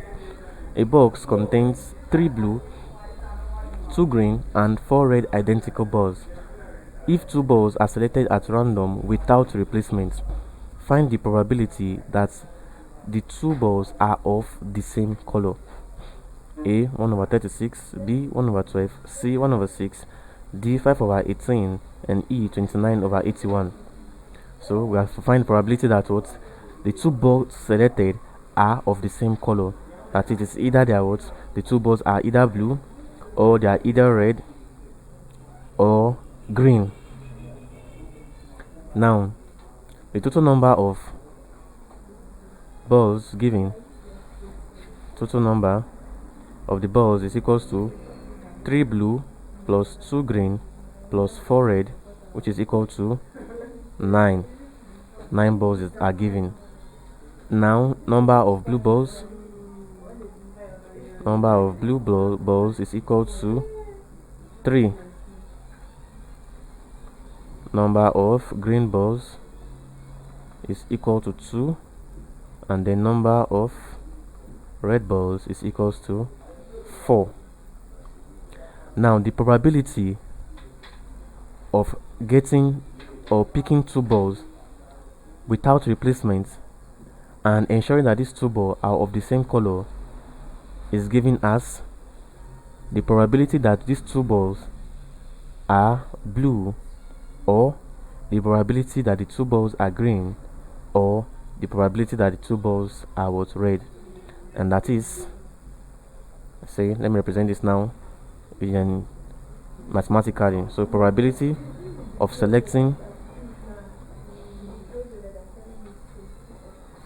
balls of same color is equal to, now let me write the formula here now, is equal to, now look at it here now, is equal to the probability that these 2 balls of what are blue,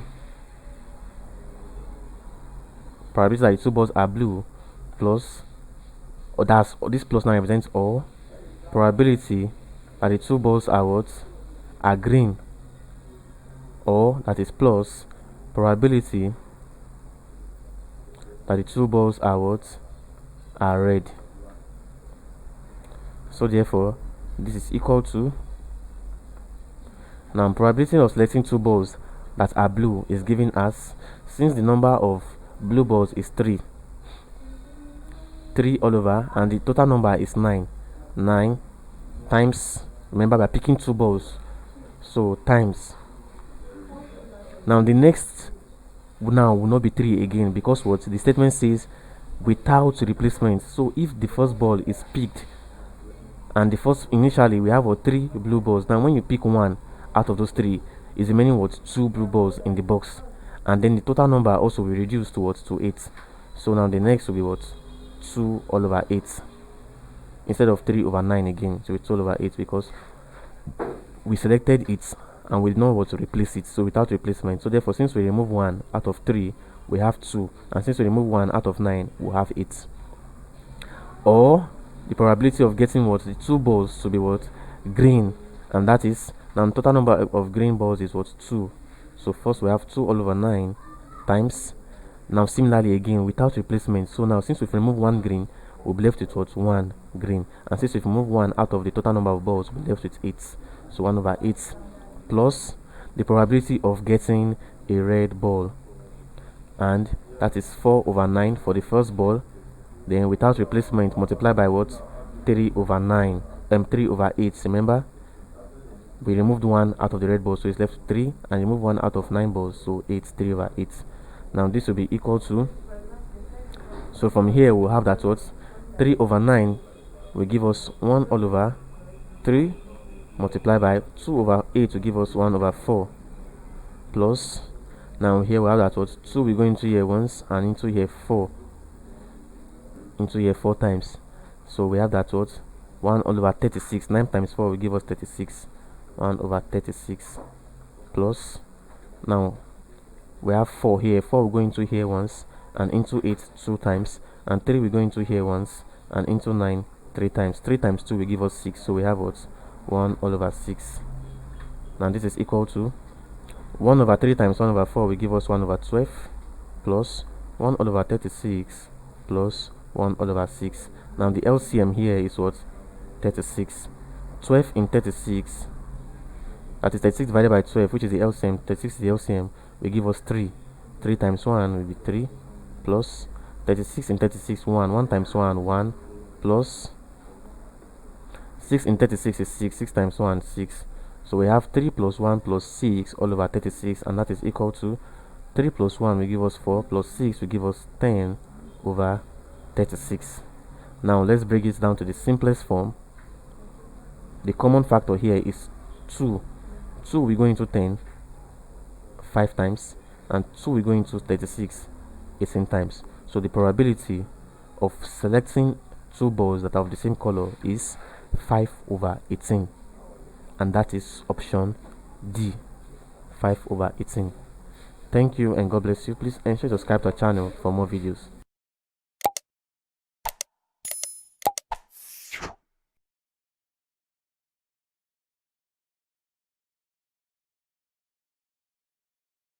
Hello, good day and welcome. Today I'm going to be solving Neco 2019 Mathematics Past Question, question 58.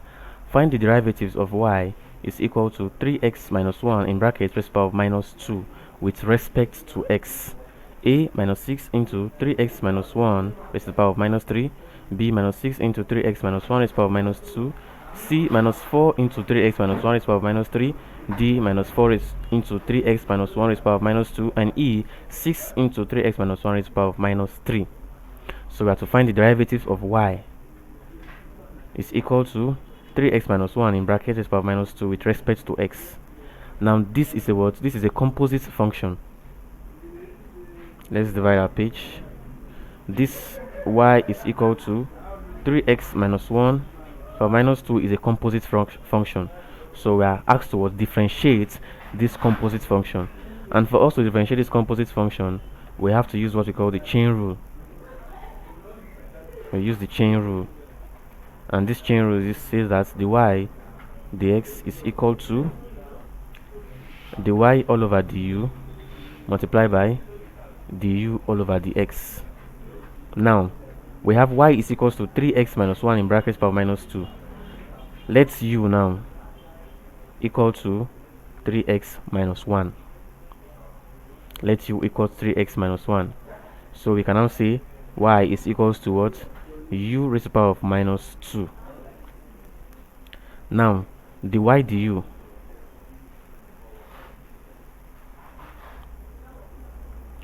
du is equal to 2u raised to the power of minus 3. You remember when you have y is equal to x raised to the power of n, the y dx is equals to nx raised to the power of n minus 1. So that's what we did here. So minus 2 now. The y du is equals to minus 2. It says n u raised to the power of what? Minus 2 minus 1. And that will give us what? That give us minus 3. So the y du is equals to minus 2 u raised to the power of minus 3. Now the y du dx now. Du dx is equal to, now remember we had that u is equals to 3x raised by minus 1. 3x minus 1 is u. So du dx now, that is differentiating u in respect to x, will give us what? Will give us, now here we have 3x. So 3x now here simply means that what? It simply means 3x raised power of 1 minus 1. That is 1 times 3x raised power of 1 minus 1. Now we have minus 1 here. Because minus 1 here is a constant, it's no variable, it's equals to 0. So minus 0. So this will be equals to 3. Because x raised power of 1 minus 1 will give us what? X raised power of 0. And x power of 0. And 3 times x raised power of 0 is equals to what? Is equals to 3. Because anything raised power of 0 is equal to 1. So du dx is equals to 3. Now, like I said, using chain rule, and chain rule says the y dx. Remember, they say we should differentiate y in respect to x. So therefore, the y dx now, the y dx is equal to the y du multiplied by what? Du dx. And this is equal to, now the y du is what? The y du is equals to minus 2 u raised to the power of minus 3. That is minus 2 into 3x minus 1 raised to the power of minus 3. Remember, u is equals to 3x minus 1. Then times du dx now. And du dx is equals to what? Is equals to 3. So times 3. And this is equal to minus 2 times 3 into 3x minus 1 raised to the power of minus 3. And minus 2 times 3 will give us what? Minus 6 into 3x minus 1 raised to the power of minus 3. And this is the answer to this question. Minus 6 into 3x minus 1. And that is option A. Minus 6 into 3x minus 1 raised to the power of minus 3. Option A is the answer. Thank you and God bless you. Please ensure to subscribe to our channel for more videos.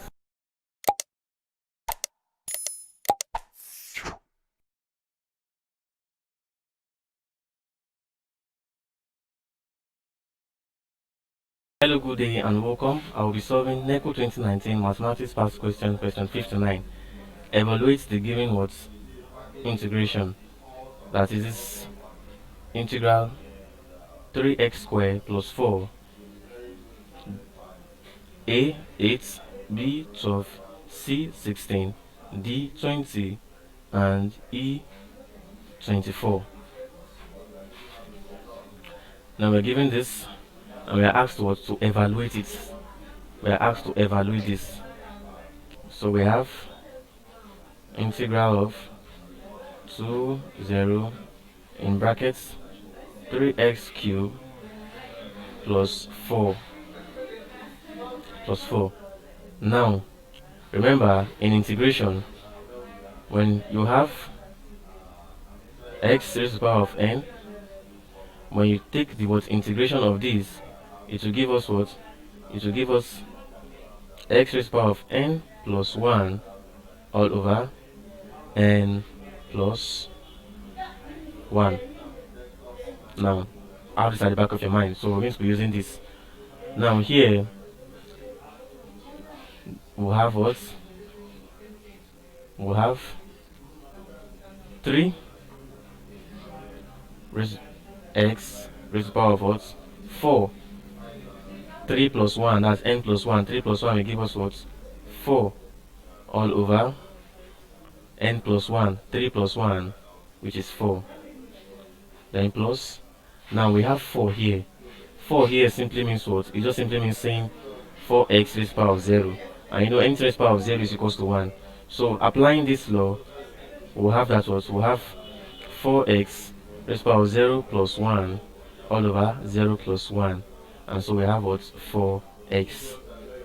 So we have 4x here. Now because of what? This integration of 0 here and 2 here, so we're applying it also 2 and 0. Now from here, simplifying this, we'll have what? We'll say this 2 here and this 0 here is in respect to x. That is, x is either 2 and x is either 0. Now simplifying this, we use this one first. So wherever you see x, what do? You substitute it for what? For 2. Then minus.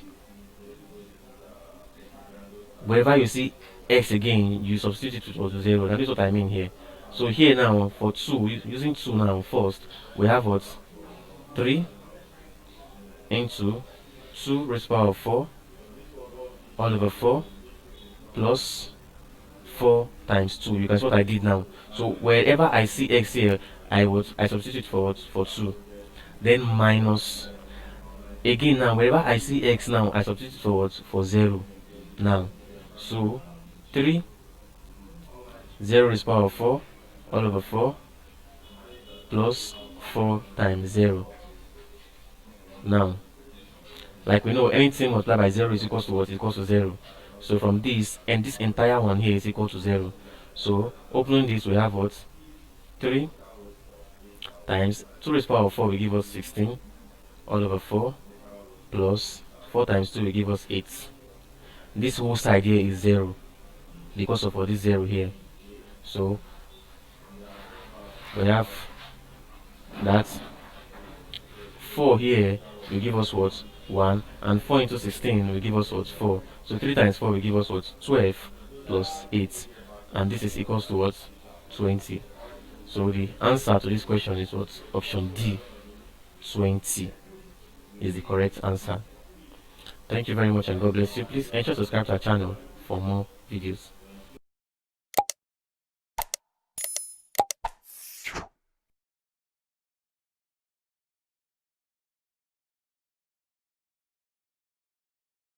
Welcome. Today I'm going to be solving Neco 2019 Mathematics Past question 60. If y equal to 3x squared plus 5x plus 1, find the y, the x at x is equal to 2 all over 3. A minus 9, B minus 1, C 5 whole number 2 over 3, D 9, and E 10. So we are given what? We're given y is equal to 3x squared plus 5x plus 1. 3x squared plus 5x plus 1. Now let's simplify this. First of all, we have that what? We have to find the y dx. That is, this is what this the y dx simply means is what? Differentiation. So we have to differentiate what? We have to differentiate. Whenever you see the y dx, it means differentiate y with respect to x. That's what is the y dx means. So definitely we have to do that. So the y dx is equal to, now remember, in differentiation, whenever you're differentiating, when you're differentiating y is equal to x raised to the power of n, it simply means what? It simply means n x raised to the power of n minus 1. So this is what we're going to be applying here also. So here now we have what? 3x squared. So it simply means 2 times 3x raised to the power of 2 minus 1 plus, here we have 5x, and that is, since x is raised to the power of 1 here, so it's just like saying 1 times 5 raised to x raised to the power of 1 minus 1. Then because here is a constant, there's no variable here, it will be what? 0 plus 0. So from here we have that what? The y dx is equal to 2 times 3, which is 6. X raised to the power of 2 minus 1 is equal to x raised to the power of 1, and that is x, plus 1 times 5 will give us 5. X raised to the power of 1 minus 1 will give us 5 x raised to the power of 0. And so the y dx is equal to 6x plus 5. Remember, anything raised to the power of 0 is equal to 1. So x raised to the power of 0 here is 1. So 6x plus 5. Now the question says what? At x equal to 3. Now whenever we see x here, we substitute 2 over 3 for x, and this is equal to 6 times x, which is 2 all over 3 plus 5, and this is equals to 3 here will give us 2, and 3 here will give us 1. 2 times 2 will give us 4, so we have 4 plus 5, and this is equal to 9. So 9 is the answer of this differentiation, given that x is equals to 2 all over 3, and that is option D. Thank you. Please ensure you subscribe to our channel for more videos.